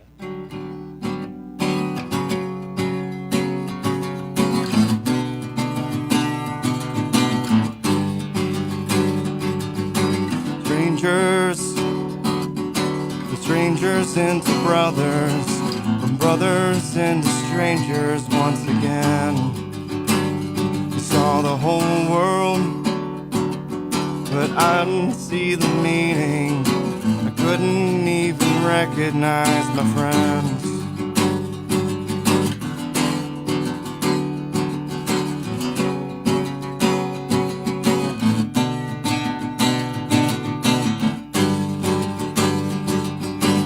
Older, but nothing's any different. Right now feels the same, I wonder why. Wish they told us it shouldn't take a sickness or airplanes falling out the sky. Do I have to die to hear you miss me? Do I have to die to hear you say goodbye? I don't wanna act like there's tomorrow. I don't wanna wait to do this more time.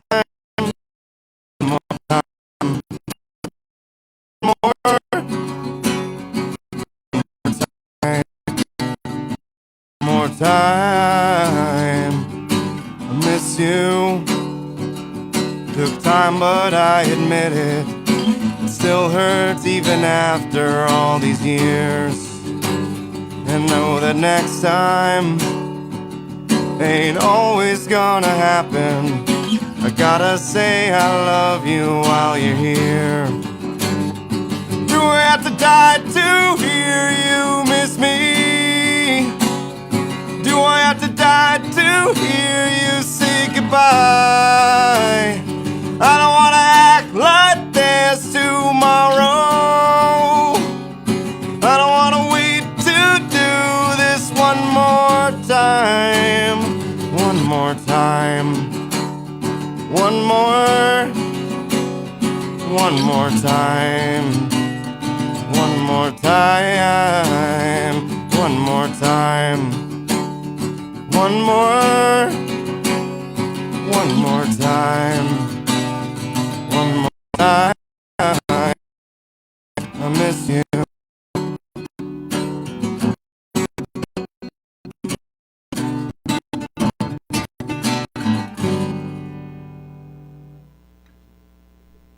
Oh, I like.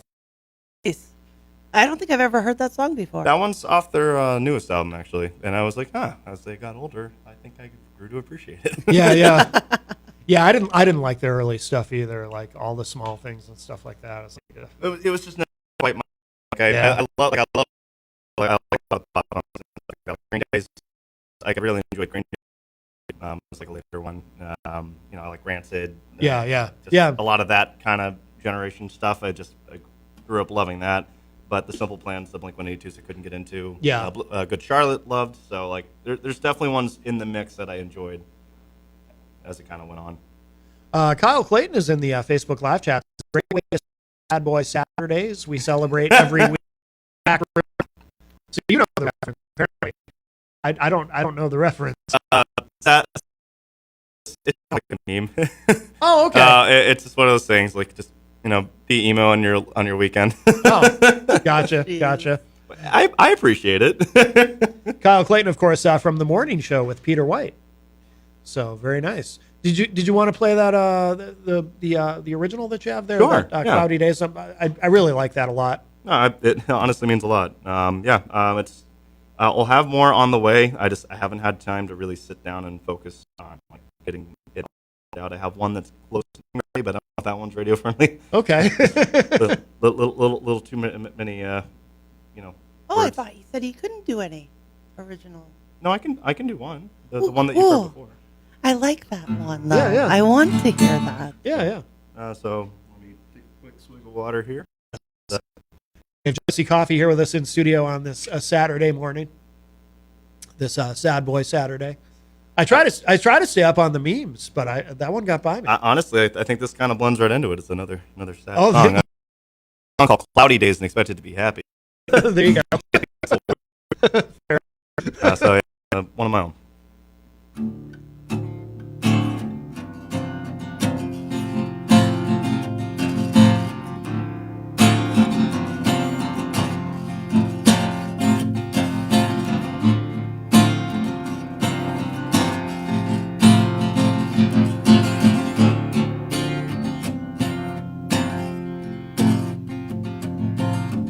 Was I too mean to you, my dear?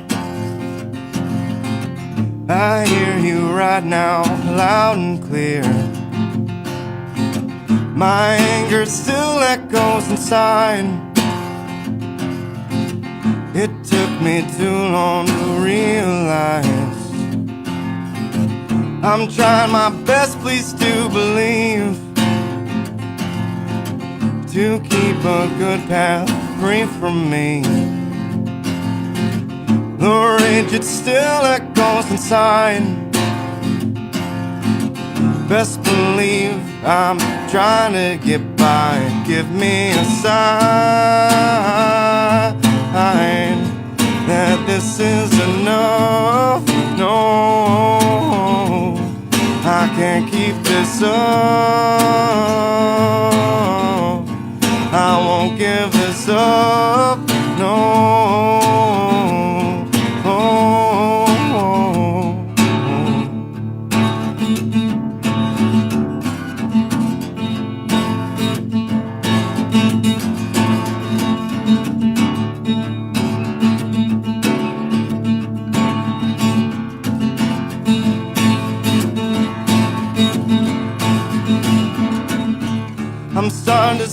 myself for real. I've been blind so long I can't feel.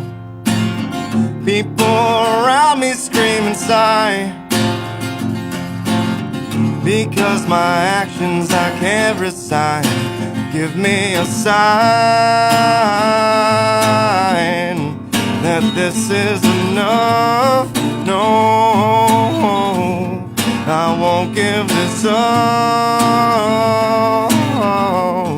I can't keep this up. No.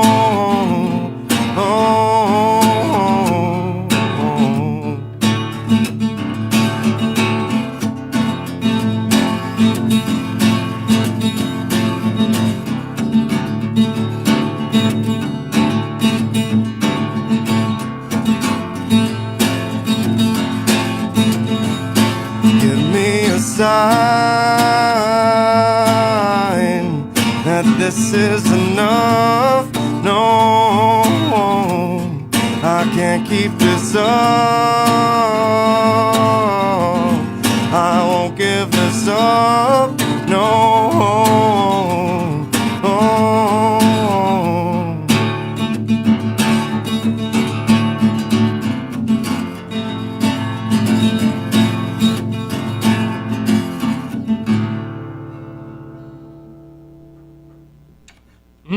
Love it. Cloudy days. Jesse I love Coffey. that. For Sad Boy Saturdays. Yes, for Sad Boy Saturdays here. Very nice. Very Love nice. This is Matt Connarton Unleashed. If you're just joining us, we have Jesse Coffey with us live in studio. And now, when is your next show? So currently, right now, the nearest one is out. Is actually a little bit away. It's April 30th at the Shaskeen. It's a Tuesday, 8 to 11. Tuesdays are great for me because it's my day off. So if you want to come out for a little bit, that'd be cool. I know it can be hard for people with the normal work week, but that's the next gig as of right now.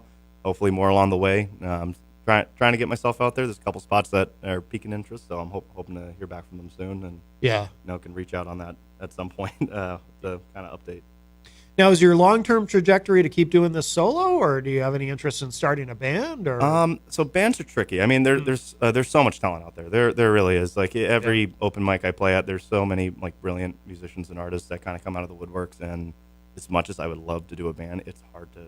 It's scheduling. It really is. And I definitely would have an interest in doing that, but I think like long-term and ease of long-term, it would probably just keep it for me. Yeah. Eventually I want to work my way up to having like a actual PA system and learn the mixes and doing the fun stuff there. Yeah. Those are all things slow work in progress. For right now, I'm working on a sticker that my friend Kyle Wiley actually made me. Oh. A little play on my name, of course. If you have a last name of Coffey, you have to do that. So that's the next biggest thing is to have stickers. Yeah. Because I feel like you need one. Right. And I've also been bugged to like, why don't you have one yet? So I have one that's ready. I just had to buy it. Yeah. All right. Well, fair enough. You want to play another song for us? Yeah, well, you know what? We can. And let me look this up real quick. I figured out this one chord. It was from a Rick Astley request. I've never actually played this other than jokingly car singing because, well, you know how the song goes. But I thought that would be kind of fun to do. Yeah. And also because I keep my word. It's only fair if I kind of keep my word and make it up to the person. So I hope that person that did ask is actually listening. Either live or on the podcast. I'm sure they'll hear it one way or another. Hopefully. So if I guess we got to keep with the meme with Sad Boy Saturdays to Rickroll the people. Yes. All at the same time. Well, that's a meme that endures. It never goes away.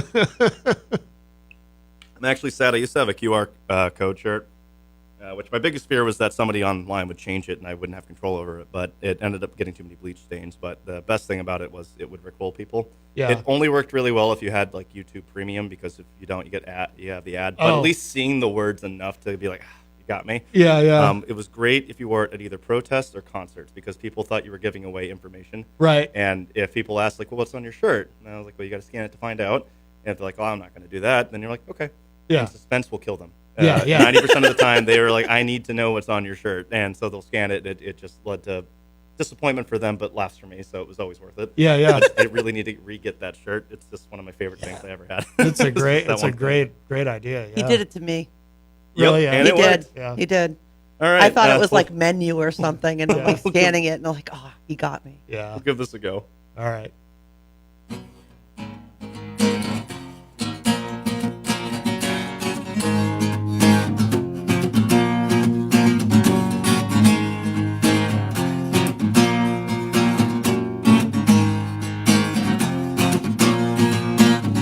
We're no strangers to love.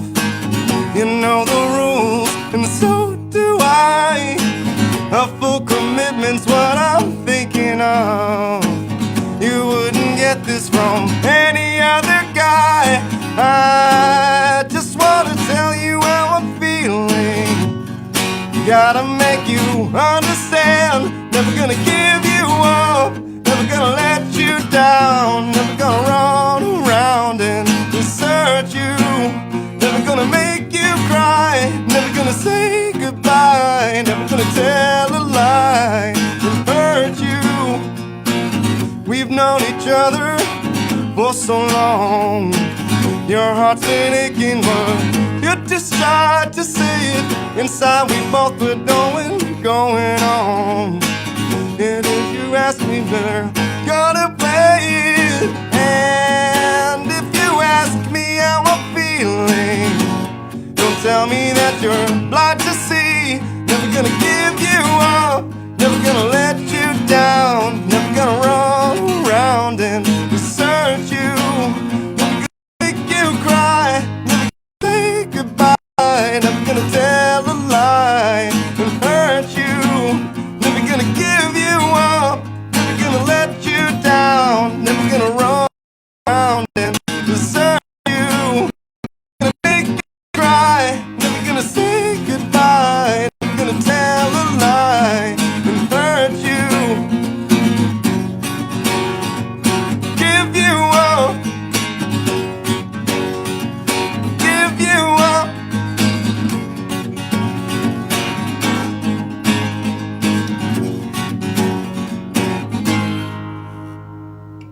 We've known each other for so long. Your heart's been aching, but you're too shy to say it. Inside we both know what's going on. We know the game and we're gonna play it. And if you ask me how I'm feeling, you lie to see. Never up, never gonna let you down. Never gonna run around and desert you. Never gonna make you cry. Never gonna say goodbye. Never gonna tell a lie and hurt you. Excellent. Well done. This made me laugh out loud. Melanie in the chat room said, no offense, Jenny, but your kid is setting some unrealistic relationship expectations. That was pretty good. Stick around. Jesse Coffey is with us live in studio. JFed says he's the one who he says, hey, I asked you to play this. And I made it up for you. I hope that's okay. There you go. There you go. Enjoyed it. And by the way, Kyle Clayton clarified something. He said, maybe I made it up as a coping, referring to the Sad Boy Saturdays. Maybe I made it up as a coping mechanism for my parents' divorce or something, but I dig what's happening, and it was absolutely a compliment. Well, very nice, Kyle. Yeah, I think we assumed as much, that it was a compliment. But very nice, very nice. Yeah, you broke him. Oh, that was beautiful. Isaac Banks, we haven't read a comment from our friend Isaac Banks in Greensboro checking in, said in the chat room, the Pop Farmers, I'm Isaac Banks, a.k.a. Eichmann Breezy, and I sing, dance, and I do karaoke, and I did videos of cover songs, and you'll see it on YouTube of Eichmann Breezy videos. So very nice. All righty then. Well, I think we're all big fans of Eichmann Breezy. Yes. What goes into learning a cover? Like, how do you choose what song? Do you just choose songs that you like, or is there any kind of a method to it? Do you try to choose songs you think people want to hear? Because sometimes people pick obscure songs. Sometimes people pick a bit of both. Like it definitely. Sometimes it's just the lyrics. Like there are songs that I really like. Some that are honestly very challenging vocally, which is also another reason I like to pick those songs, because it's a challenge and it kind of forces me out of that box, so to speak. So I think a lot of it a lot of what I know is definitely almost all stuff I grew up with, including Never Gonna Give You Up, ironically, because age of the internet, like it was everywhere. But just all the stuff that I know, other than the newer modern stuff, like a lot of that stuff, like the song by Talk, and there's a couple other songs that I've learned from other, like more, I guess, like indie type artists, I would say. I'm not sure if he's considered indie or not, but like relatively new.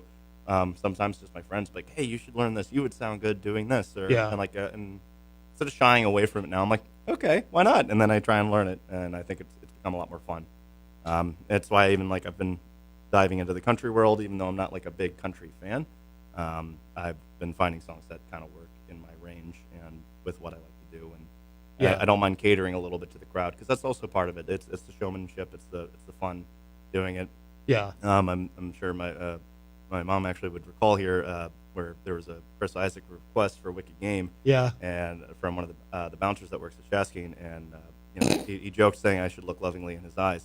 Saying it. Yes. So I took that to the very extreme degree, and I didn't look away. I sang it and looked Saw directly the video, at him very intensely. Yeah. It was a very special moment, and it will always be in my heart. But it was just very fun. So it's doing stuff like that and just having fun with the crowd. And You was cry laughing. Seeing everybody just laugh and have a good time is 90% of why I do it. Like even if I screw up or make a mistake or anything, as long as somebody's getting a kick out of it and having a good time, like I'm having a good time. Yeah. So that's really where it all comes down to. Even no matter what cover I pick, it's fun.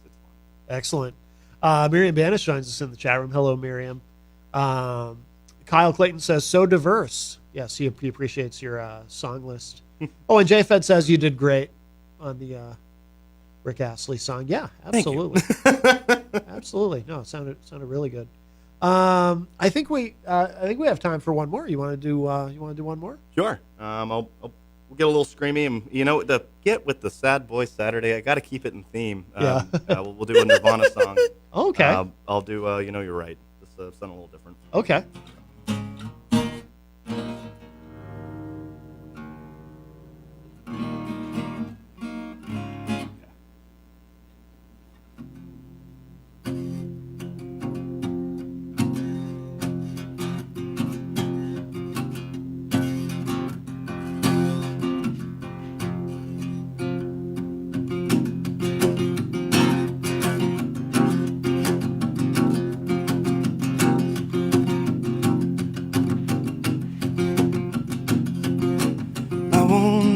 Bother you, I won't never promise to, I won't never follow you, I won't never bother you, never speak a word again, I will crawl away for good, I will move away from here, you won't be afraid of fear, the thought was put into this, I always knew it would come to this. Things have never been so swell. I have never failed to fail.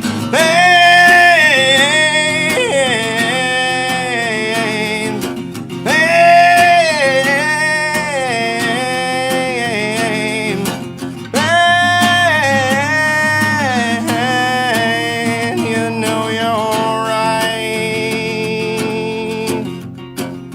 You know you're right. You know you're right. I'm so warm and calm inside. I no longer have to hide.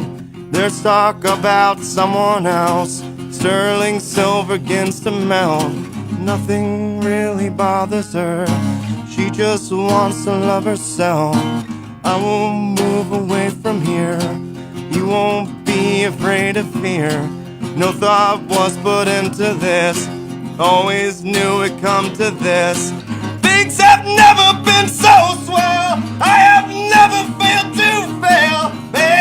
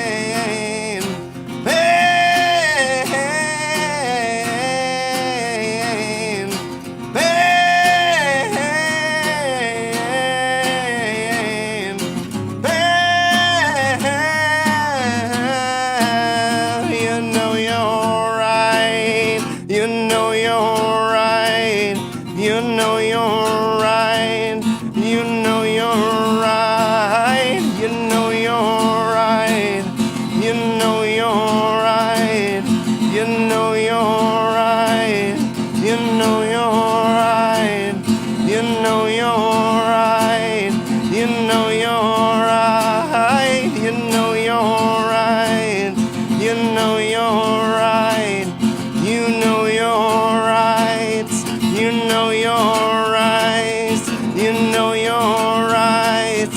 You know your rights. Pain.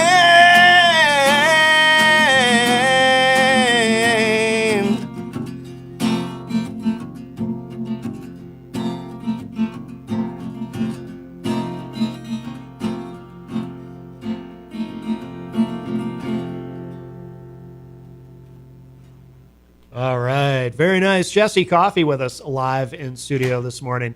Sounding great. Damn, you got better. Absolutely. Absolutely. Sounding great. Remind us one more time. When's your next show? The next show that I have currently right now on the books is going to be April 30th. It's on a Tuesday. It's at Shaskeen, the Irish pub, one of the best spots ever. It's from 8 to 11. Very good. At night. Yes, yes. And people at night. Right, right, because it's not, St. Patrick's Day weekend, it might be in the morning, but. And I do kind of have to drop one last thing, too. I host a game night, and next month, it's extra special, because we have a tie-dye event happening at the exact same time from 4:30 to 7:30, which you can pre-order your tie-dye shirts on the website of greatnorthfireworks.com. Oh. And it's going to be on a Thursday evening, which is going to coincide with my Mario Kart game night. Ooh. So if you don't care about any of what I just played, but you love being nerdy, you can come down and play at the brewery, which would be amazing. And make a tie-dye shirt.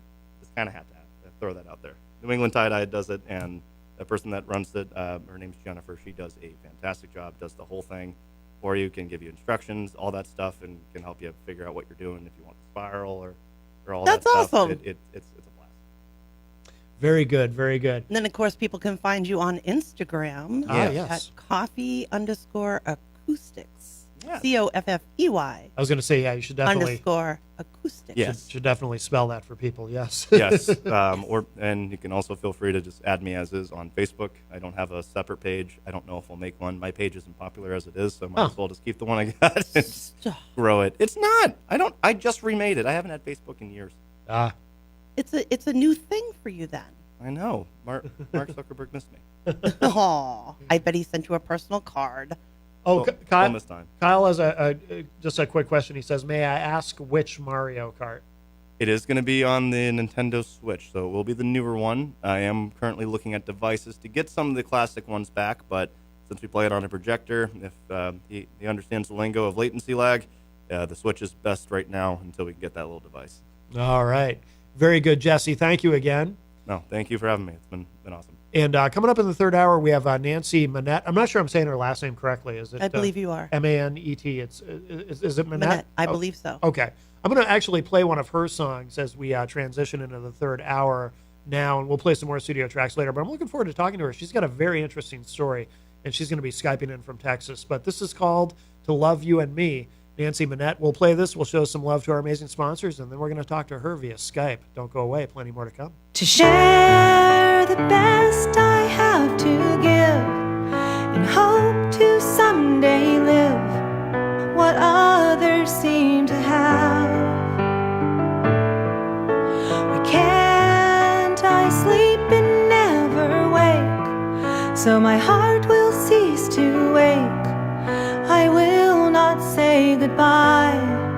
I just want to die.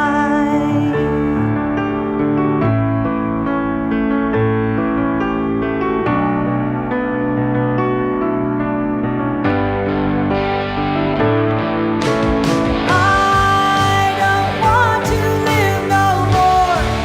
All the heartache from before, no pain or agony.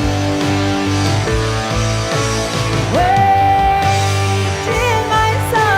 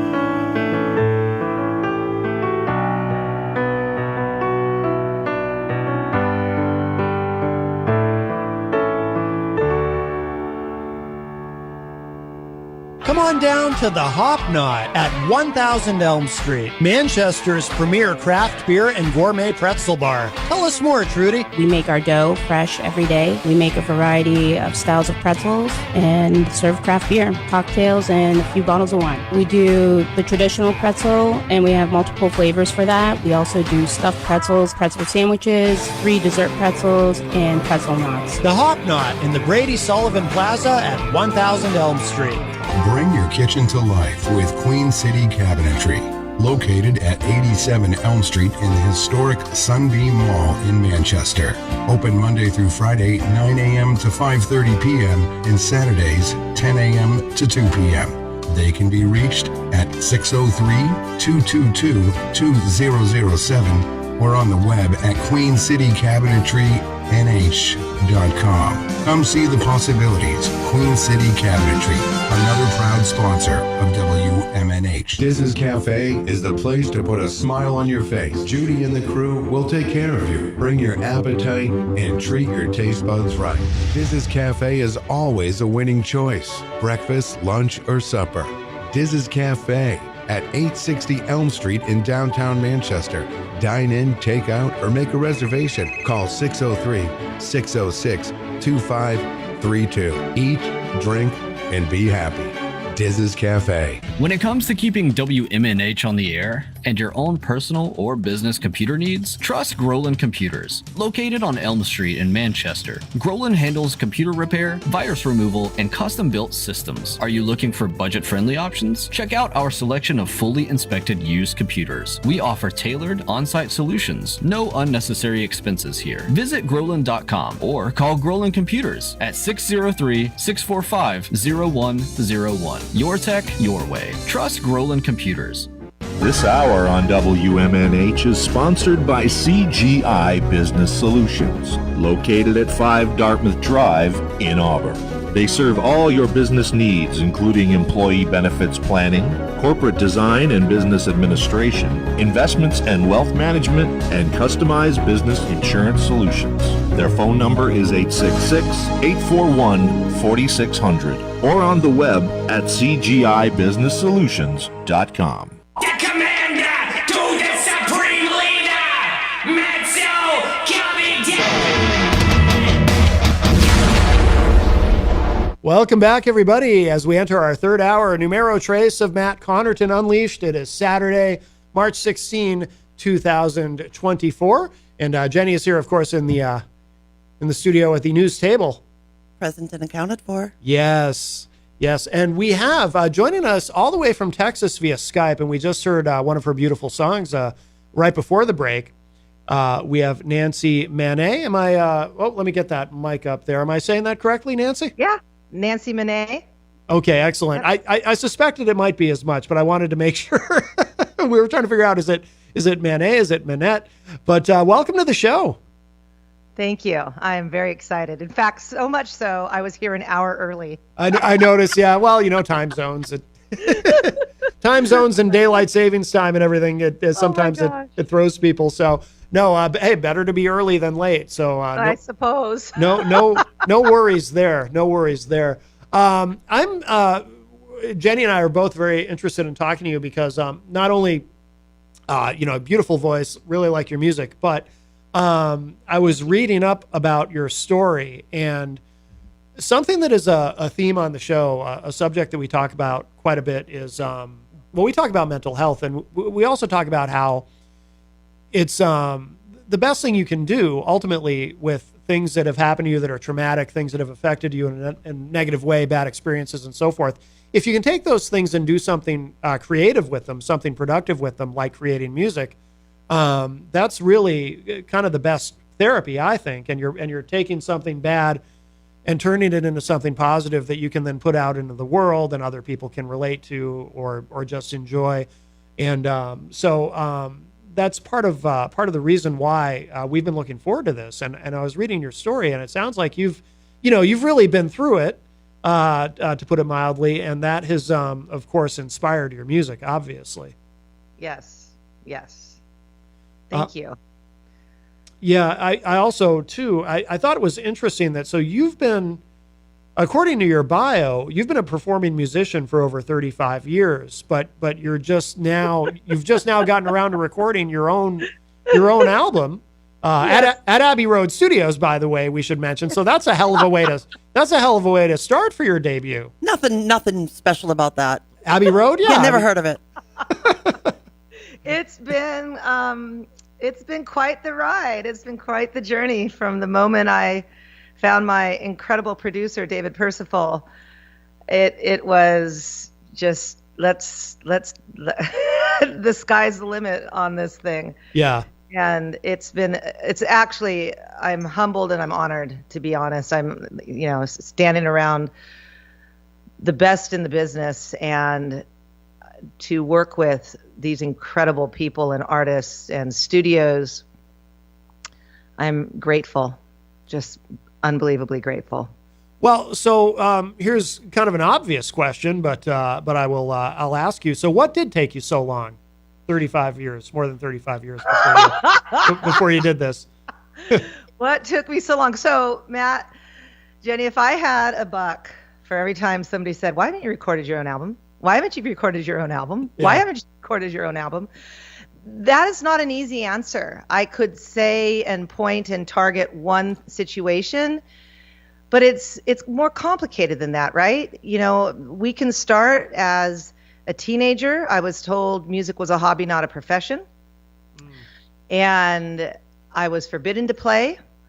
And I sought refuge in a church from the abuse of my teenage years. And they, of course, had a very specific style and type of music they wanted to have played, and were only interested in what it is that they wanted to play any given Sunday. I got married, raised a family, ran a couple businesses, and always thought about what I'd want to share. But I had a lot of healing to do and a lot of confidence, I would say, to build. I just did it as me, if that makes sense. Like, just in my house, I played on stages for years and years and years, but still lacked the confidence or the belief that maybe people would want to hear what I wanted to say and play, not what I was being told to say and play.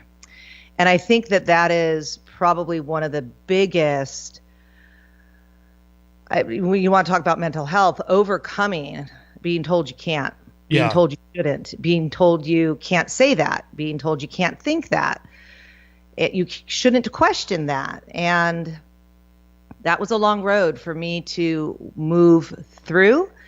And really, in 2020, when we were all homebound, was the first time that I had not stood on a worship stage. And again, not again because I haven't said it yet, but it's not a war that I have against the established Christian church, but it was very oppressive for me as a musician and as a woman. Mm-hmm. And it was the first time that I was really not part of that community.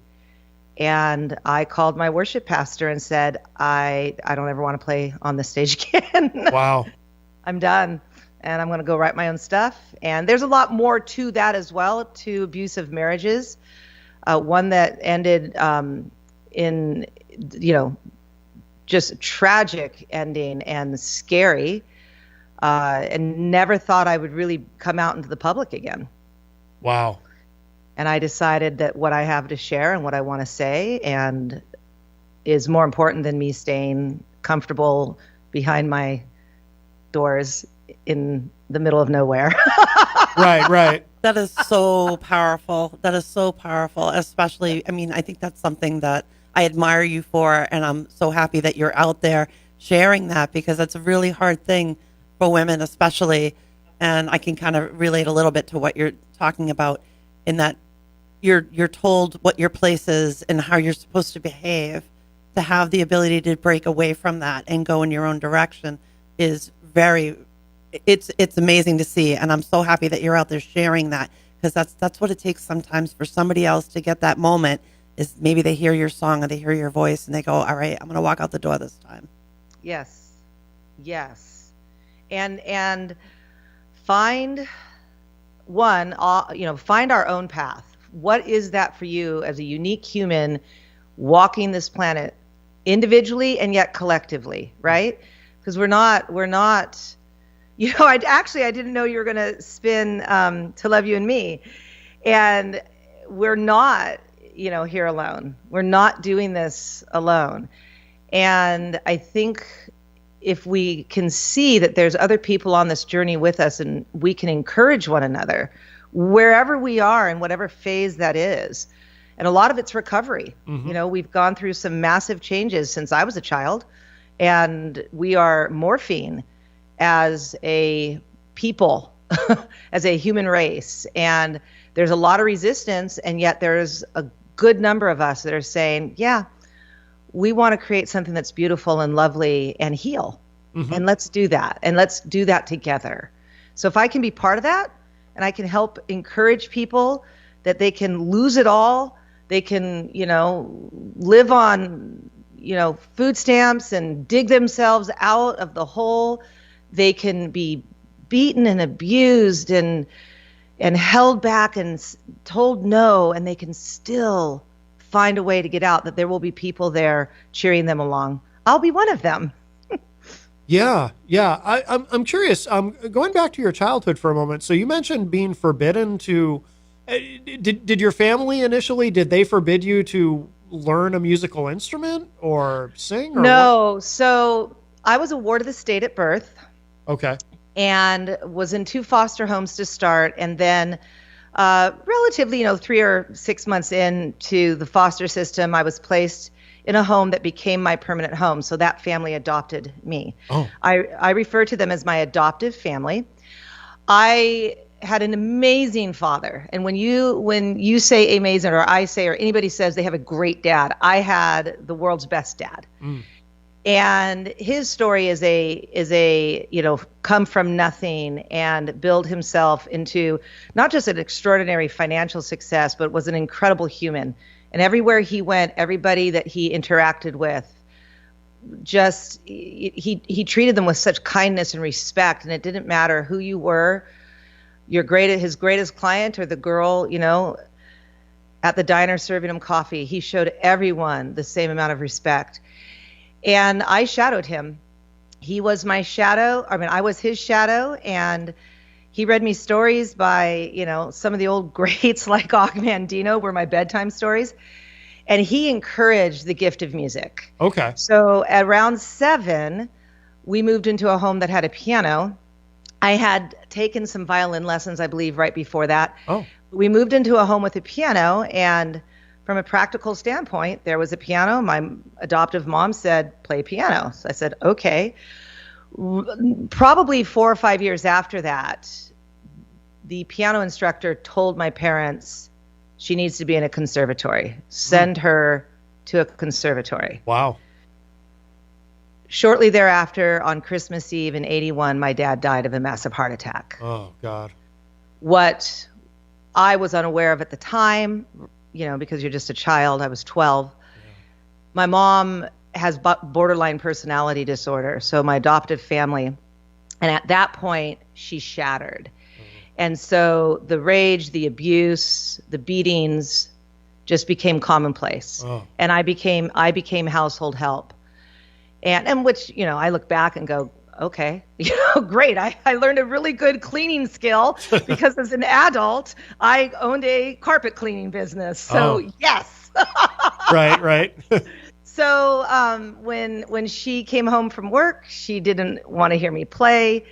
When my adoptive brother was home, he was terrorizing and would threaten to beat if I touched the piano. So I stopped. Didn't ever go to a conservatory. She had started the enrollment into into a convent, an all-girls boarding school that's no longer in existence. So if my dad had been alive, I was likely heading off to the convent, not a conservatory. Wow.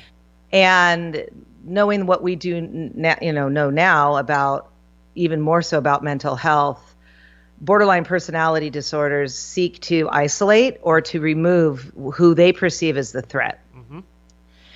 And so it was, maybe I was 16 and I brought home a friend's guitar electric, thinking, I'll just play quietly in my bedroom and we're going to form a garage band, of which I did not play the guitar.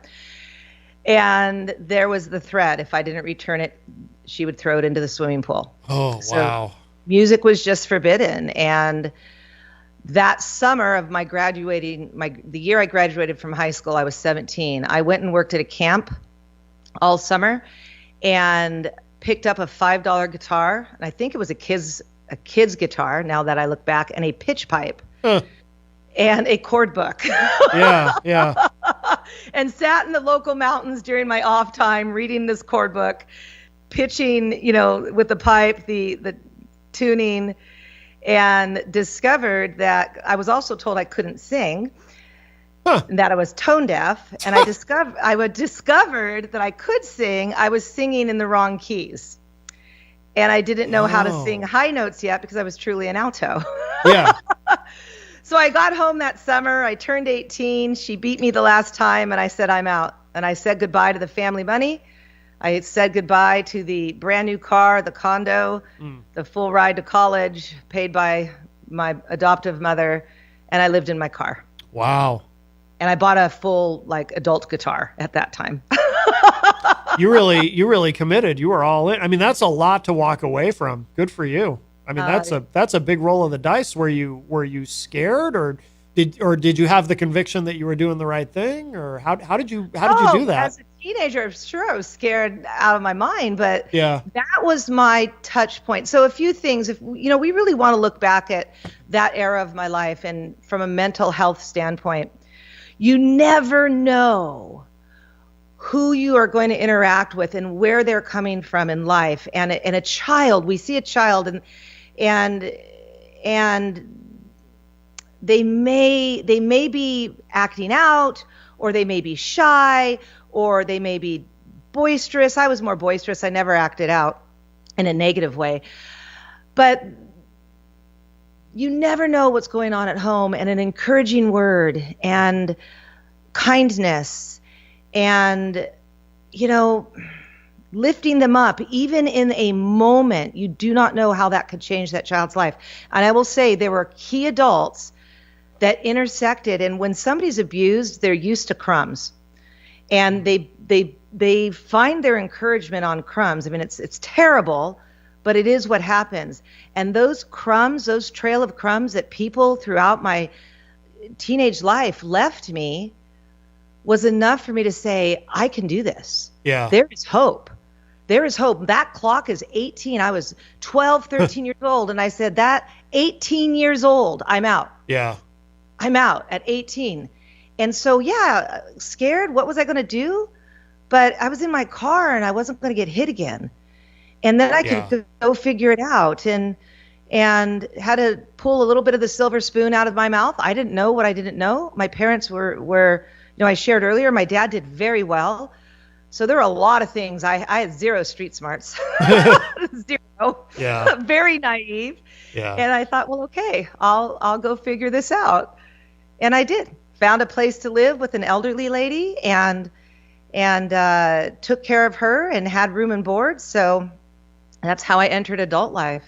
And I will say this, the other saving grace for me and why I chose to do it is one of the things in the mental health community that they do say, you're kind of an anomaly, Nancy. I chose to volunteer and give back during my teenage years. I volunteered for Students Against Drunk Driving, getting my friends home safely on the weekend. I volunteered at soup kitchens. I volunteered at the hospital as a candy striper. I just poured myself into service. Yeah. I realized then there are people that are way worse off than I was. Yeah. And I think I look back now and I thought, wow, that was cultivated during that season in my life. So no matter what season I've walked through in my own mental health journey, which included making some really unhealthy choices when you don't even know why you're making them, sure. Right? Like why do we attract unhealthy people into our lives? Well, there's more work to do, Right. But I believe that framework set me up. And then at 18 or 19, I moved in with a roommate, found the piano. I don't know if you could see me, but I have a piano behind me. I bought it when I was 18 or 19 years old for $500, and I had it restored when I was 43. Yeah. Wow. It's what I write on, and I've played ever since in the closet. I've played the piano in the closet. Wow. No, I'm curious, and I kind of think I might know the answer, but did you have you had any contact with the family that you left? My adoptive family? Yeah. Absolutely. Oh, you have? Absolutely. Okay. Well, it took 6 months before I, spoke with my adoptive mom again. And it was actually one of my best friend's mothers who pretty much stood in the gap. Yeah. She was very strong. Very, very strong. Laura Fishman, she deserves to be honored. She stood in the gap for me many, many, many times. And her home became the place of my refuge. And the Fishmans would leave their home open for me if it got too difficult at my house. And I would, whether they were home or not, I had a safe place to go. And no, I stayed in contact and, what I thought was rebuilding a relationship. And somewhere in I believe I was in my mid-40s, I discovered I was being used. It was a scam. It was fake. It was what a borderline personality disorder does, pitting the children against each other. One's the good child, one's the bad child. And for most of my life, I was just the bad child. But there was a season where I suppose I became the good child in this dynamic with my siblings. And my siblings became very jealous and very angry. And retaliated emotionally. And eventually I learned things about the family that I had not known. And I said, okay, this is unhealthy. I need to draw stronger boundaries. And then let's just fast forward. My second marriage, I thought, we lost my kid's dad, not to death, but to the streets, to addiction. Oh, wow. So my kids, after 18 years of marriage, my kid's dad was a fallout of the cotton and hydrocodones and the narcotics in pain management. And he was a pastor and a businessman, and we lost him, and he was gone. And 4 years after that, I remarried, who I thought was just the love of my life. and about 5 years into that, I detected things were really wrong. And I questioned him, are you having an affair? And of course he said no. And long story short, that relationship ended with a pillow over my head. Oh my God.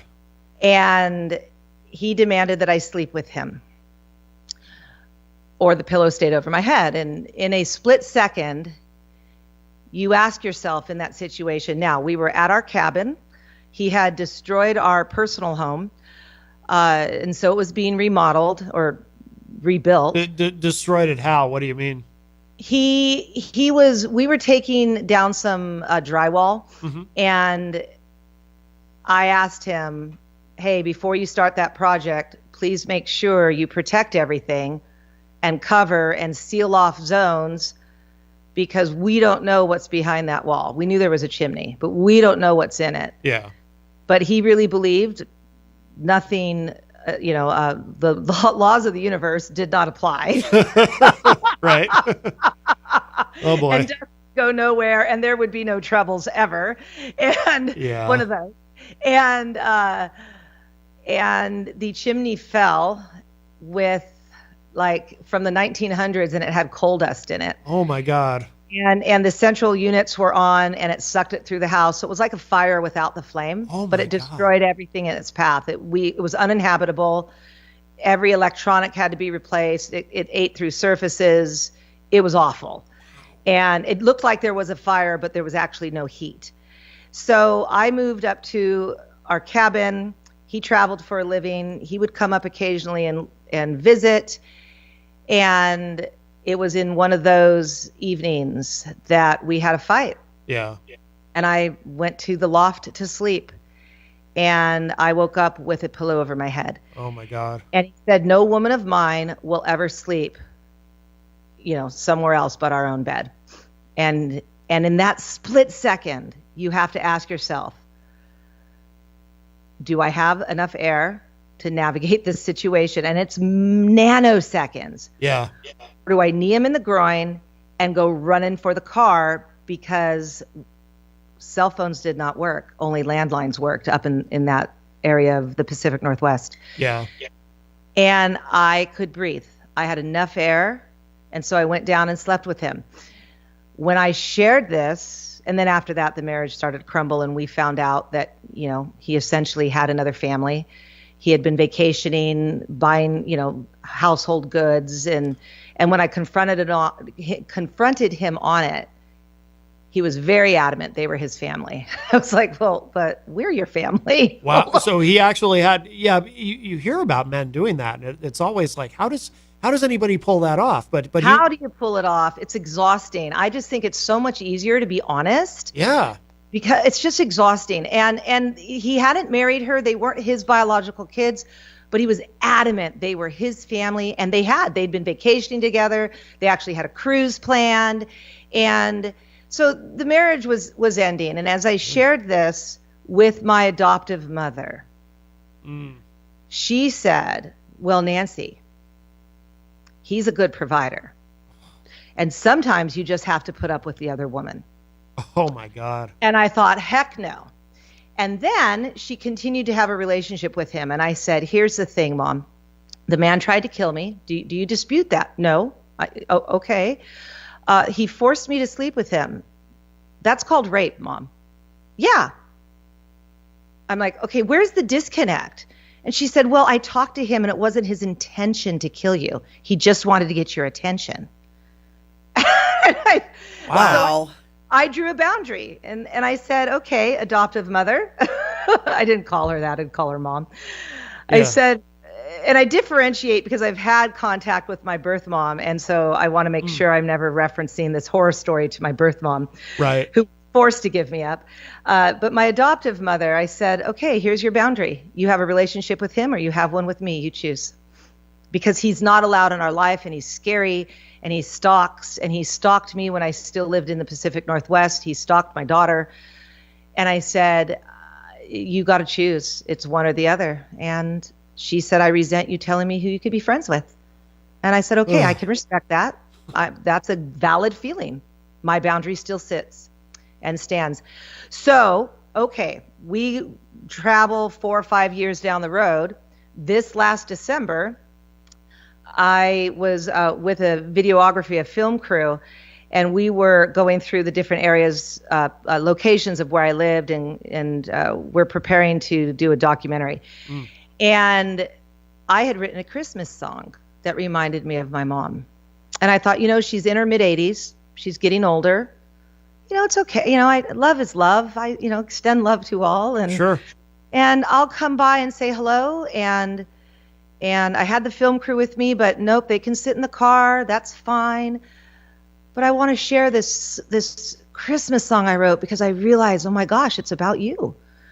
And it's about every person who's had loss and is suffering. And it's not just once a year. Generosity is all year long. And receive a hug from me. And having the loss that I did during Christmas time, Christmas has become my favorite season.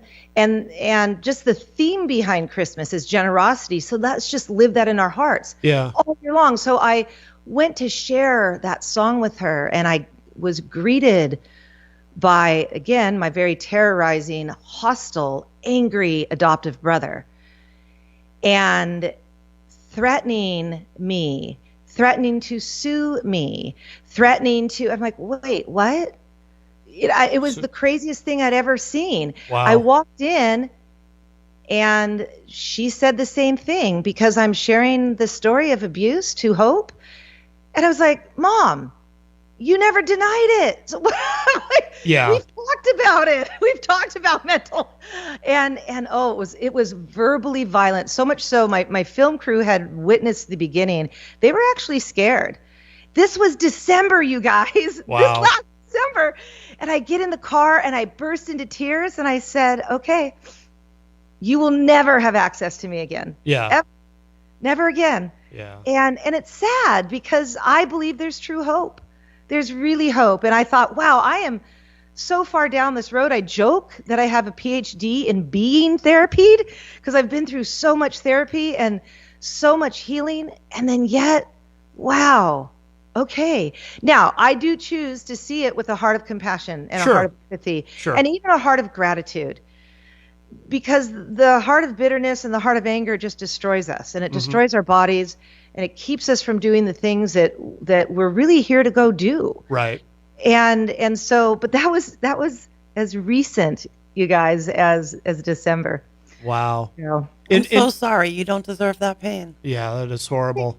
In my experience, I mean, I assume she hasn't sought help for her BPD, I assume. No, and most don't. Right. And I think the reality is, and you know, those of us who have dealt with people with that who don't get help, there's never any winning. In other words, if you had gone to her and you know, it could have been under any circumstances, she would have found some sort of reason to be angry with you.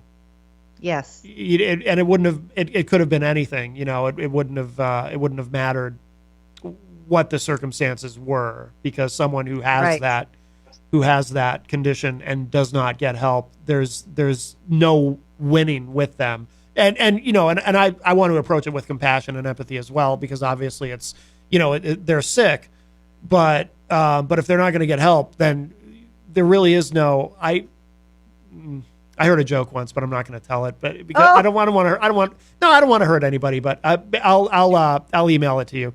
But it's about dealing with someone with bipolar disorder. Right. So, yeah. So that was pretty recent then. Wow. Yep. Yes, and what was shocking was my adoptive brother. I had pretty much written him out of like my life and never even really thought about him, and he really wasn't. In fact, this first project, he really wasn't. He's not weaved throughout it the way, you know. There are some songs or just some experiences that I really reference back to my adoptive mom. I really kind of left him out of the story, and I realized then, oh my gosh, you were the terror. You were really the monster. You, and he was so angry about a promotional video saying that I opened it with, he had me pinned up against the piano saying, "Hit me, Nancy, hit me, Nancy, hit me, Nancy." I'm referring to my second husband that night preceding the pillow, where he had me pinned up against the piano at the cabin that we owned as adults, right? God, wow. And I couldn't figure out in the moment, why was my adoptive brother so angry? Why was he so upset? You know, you're spewing lies about the piano. And I was like, wait, what are you talking about? And then it dawned on me, as a kid, we had a cabin in the local mountains of Southern California, so in Big Bear. Mm-hmm. And gosh, we had that cabin since I was 5 years old till I was probably 45. And there was a piano there. And all of a sudden, I'm catapulted back to my childhood when he would threaten. And I'm like, oh my gosh, he thinks it's about him. Wow. He thinks the story's about him. And it's not. It was about Pillow Man. Yeah. But you're so guilty. And I realized, and I kid you not, you guys, I went home and I wrote a song. Called it Monster. It's not on this album, but it will be on the next. Okay. Which we record in this coming June. We're going back to Abbey Road to record 2 more. Yeah. And I'm so excited about it because I was like, and insert the adoptive brother into the story. Does he also have BPD? You know, is he a borderline? I don't know.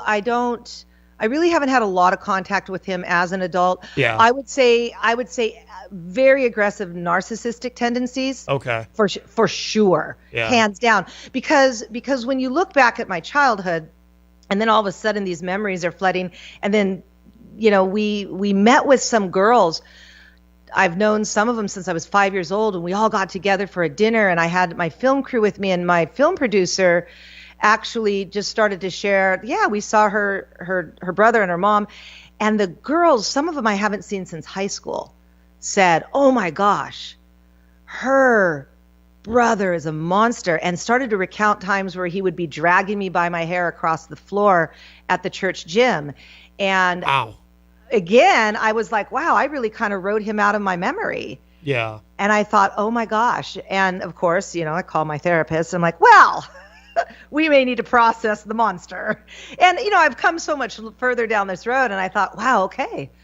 Wow, all right. This is part of the story and part of the healing, and part of, we circle it back. Why didn't you have the confidence or belief that you could really do it sooner, Nancy?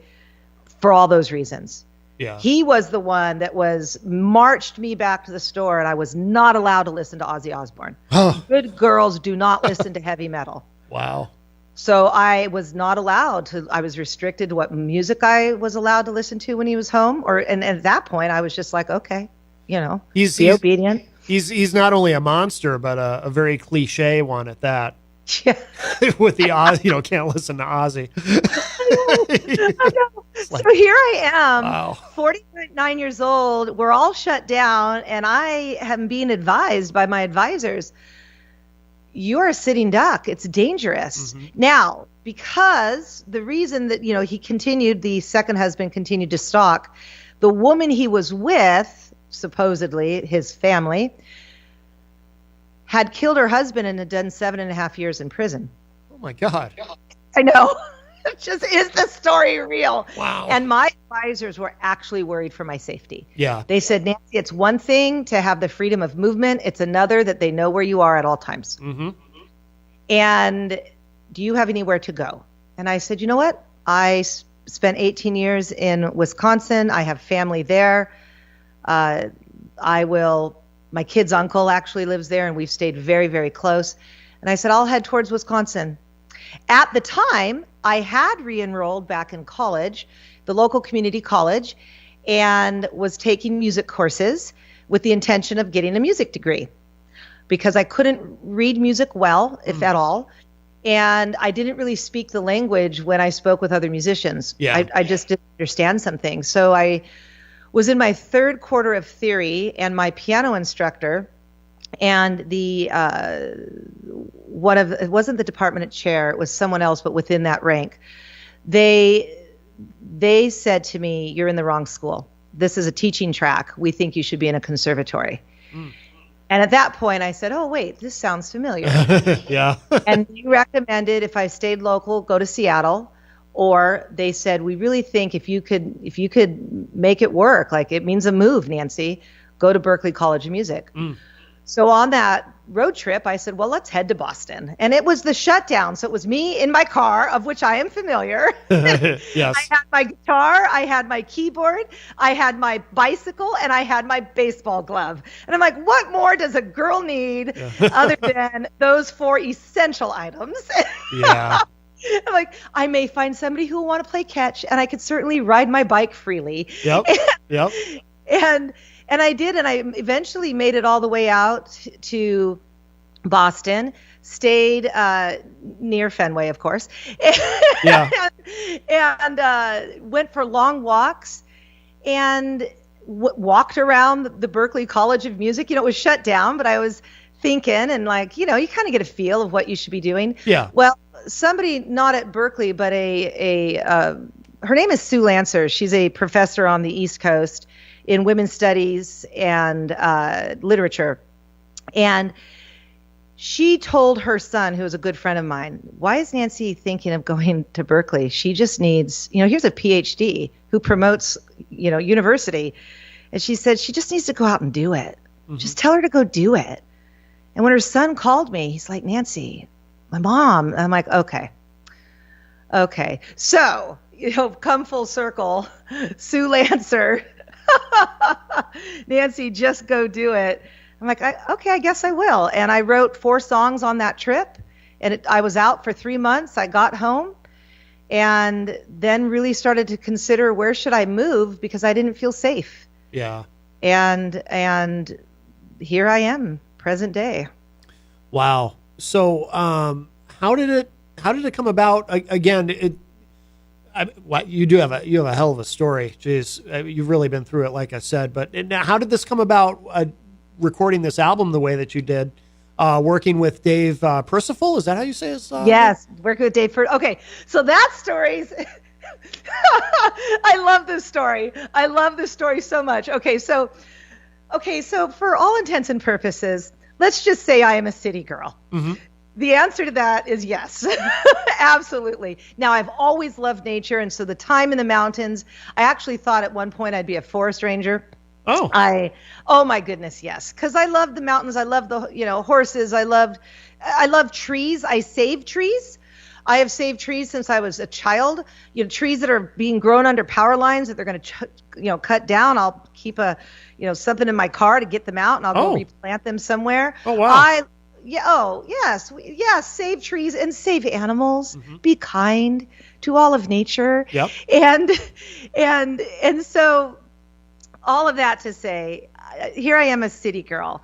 And I'm looking for, at the time, I had sold my carpet cleaning business before I married Pillow Man and moved to the Pacific Northwest. But when I was in the Pacific Northwest, I started investing in real estate and found my lane and did a lot of work in 5 years that I really focused on.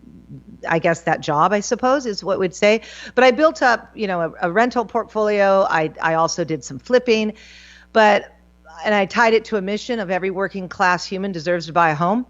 And because everybody wanted all the fancy houses, on the rich side of town, I'm like, what about these 2 bedrooms that are dilapidated in neighborhoods that people forgot? Right. And that's my heartbeat, whether it's old homes and old neighborhoods that people don't want to care about. I'm like, no, why don't we rebuild these neighborhoods the way they want them? Mm-hmm. We don't need, a fancy coffee shop on every corner. What about the foods in the community they want to build? And these homes are beautiful. We don't all need a McMansion or even want at this point. Who wants? So all that to say, I was looking for, where can I go and continue to invest and feel safe? Mm-hmm. Well, I started traveling to Texas, of which my daughter was very angry when I moved here, very upset. Oh, really? Why? Oh, yes.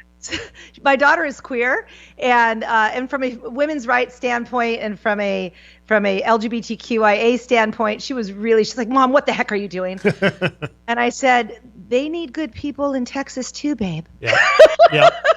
And so I landed north of the Houston market, in the country, in the middle of nowhere. And so again, here you have this city girl in the middle of the country. So what do we do when we live in the country? We learn to two-step.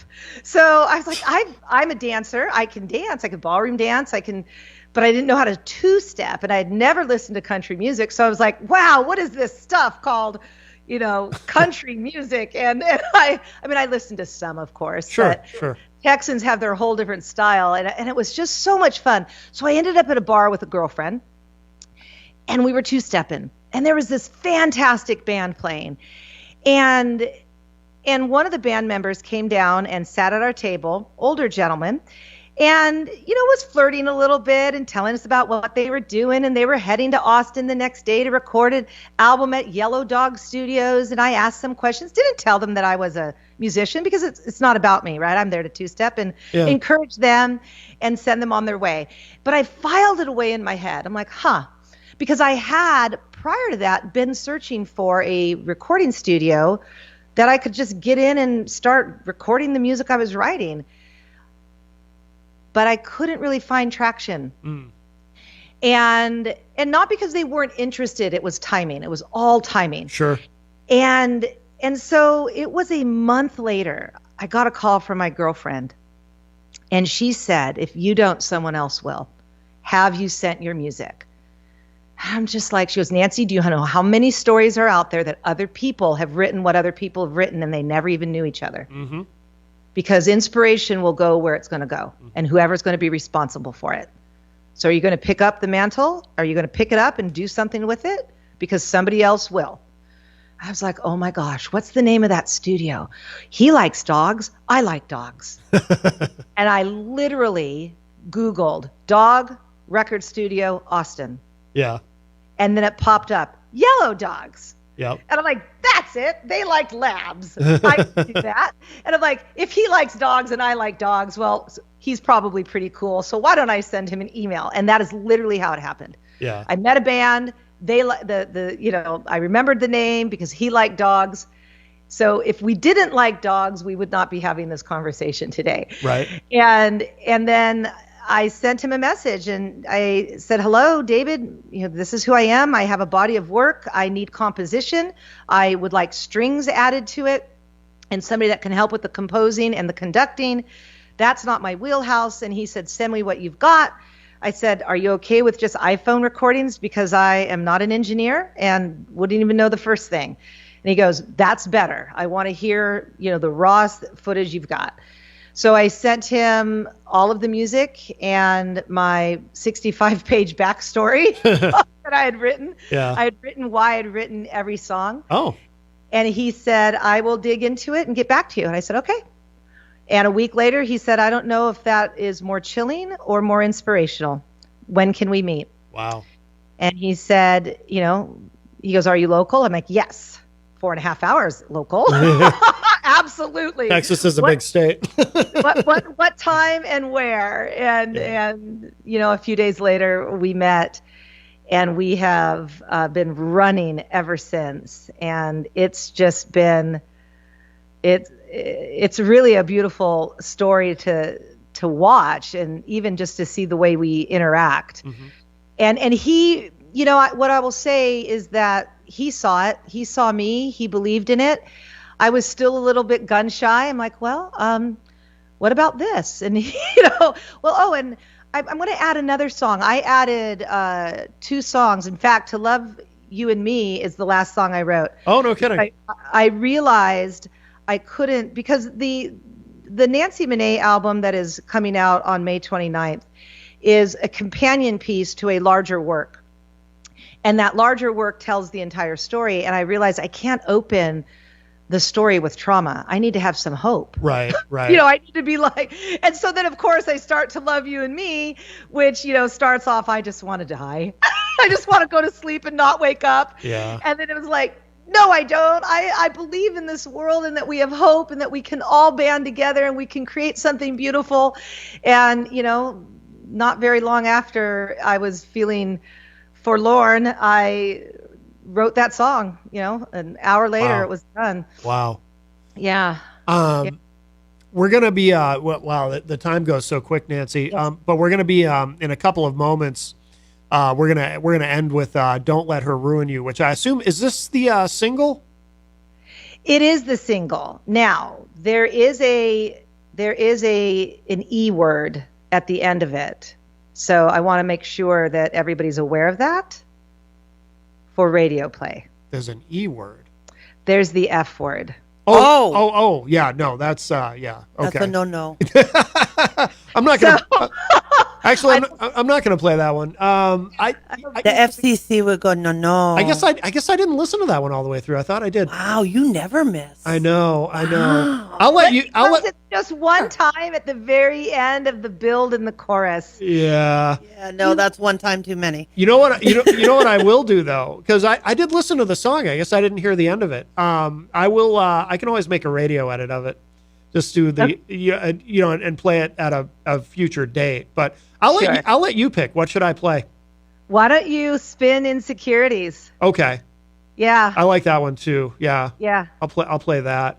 But yeah, the time goes so quick. But I'm glad we got to hear your story. There's always more, of course. And we'll definitely have you back. I mean, you've got something. Love that. You've got something new coming out in May. You said. I do. Okay. Very good. Yeah. So yep, I'll also be in your neck of the woods at that time too. You will?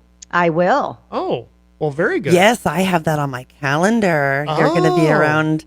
Yeah. The possibility that you could stop in and see us maybe on May 25th. I believe it's the date. Oh, very good. Very good. All right. Well, that is excellent.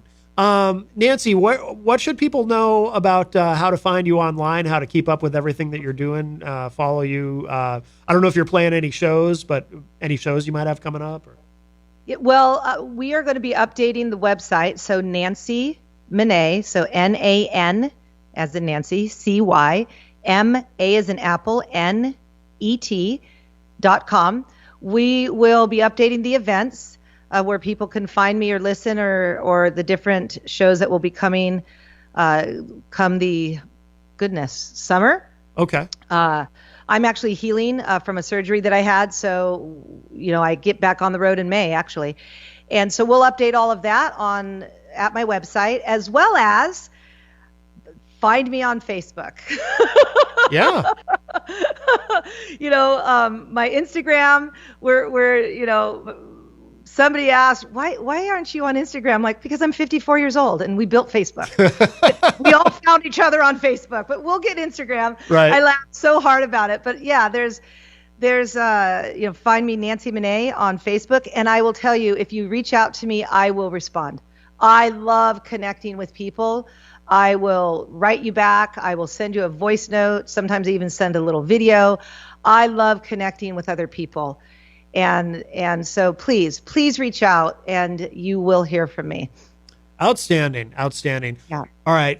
Nancy, we'll let you go for now, but it sounds like we're going to be talking again soon and hopefully meeting you. So that'll be wonderful. But thank you so much for joining us today.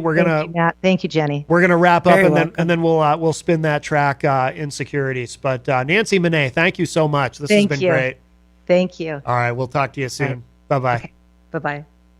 All right. Wonderful. Yeah, that was, wow. She's got quite a story, huh? Very much so. Yes. Jeez. And I love all the history in her songs. Yes. So it's definitely worth reading her background. Yep. Absolutely. Yeah. Miriam in the chat room was commenting. She was riveted by her story. And our friend Rocky Huber, we haven't seen him in there in a while, but he's also in the chat room. Hello. So before we go, and by the way, we should mention you have a video that's been getting a lot of attention. I'm a little viral on Twitter. Yes. On the tweet. Yes. We should mention that for people who haven't seen it, so I'm they curious. know where to check it out. You can. It's actually quite a different few places that have it, but if you look up "Be a Hero" on Twitter, it's actually the pinned post, and we're looking like we might cross a line here. We're at 196,000 views on Twitter alone. Outstanding. Yeah, well over 400 shares, and yeah, it's been an incredible thing. We've gotten there's a petition attached to it. We're asking people to sign, and the petition's at 23,099 signatures right now. Yeah. I have a hope to get it to 25,000. Help me reach my goal. Yep. Feel free to reach out to me. Go to JennCoffey.com, JENNCOFFEY.com. You can find more information in my blog, or feel free to just drop me a line. I'd be happy to talk with you. Absolutely. All right, we're going to wrap up in a moment with one more track from Nancy Manet. And by the way, thank you to everybody who joined us today. We had Pop Farmers in the Pop Farmers, I should say, in the first hour, and of course, then we had Erich Pilcher's classic film review, and then Mr. Jesse Coffey was here with us. Who's that? Sounding great. I think you might be related, just possibly. COFFEY. And of course, Nancy Manet in the third hour. We're going to close with this track from Nancy. And if you missed any part of today's show, it will be up in just a little bit at WMNHradio.org and at my website, mattconnarton.com. But here it is. This track is called Insecurities. Oh, your insecurities, they are not mine to bear. And I will not apologize, I will not be compared. And I belong in this world exactly as I am. It's not my fault that you yourself accuse and blame your man. I have spent years working on myself to be who I am today. There are days that I just could not see, so I fell to my knees and prayed. If you don't like who you have become, decide and change your ways. Take some time and look inside. You might have some to blame.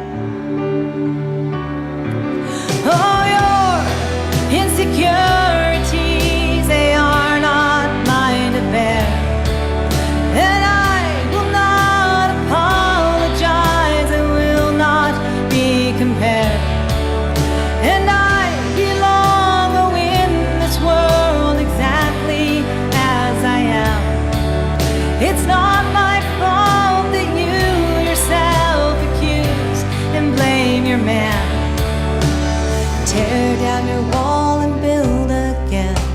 Create something that is new. Love yourself and who you are. Make no excuse and you'll go far. Don't play games, who has the time? Take your authority. If you're not happy, just walk away. I'm not your target, I'm not your prey.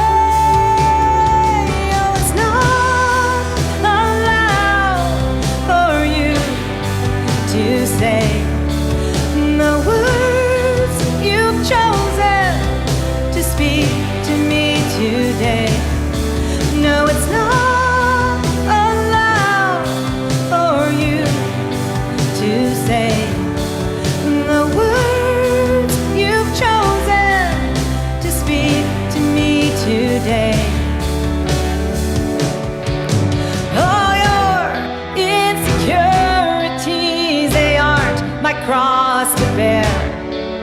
And I will not apologize, I will not be compared. And I'll show up in this world exactly as I am. It's not my fault that you yourself aren't willing to expand. It's not my fault that you yourself aren't willing to expand. No, it's not allowed for you to say the words you've chosen to speak to me today. No, it's not allowed.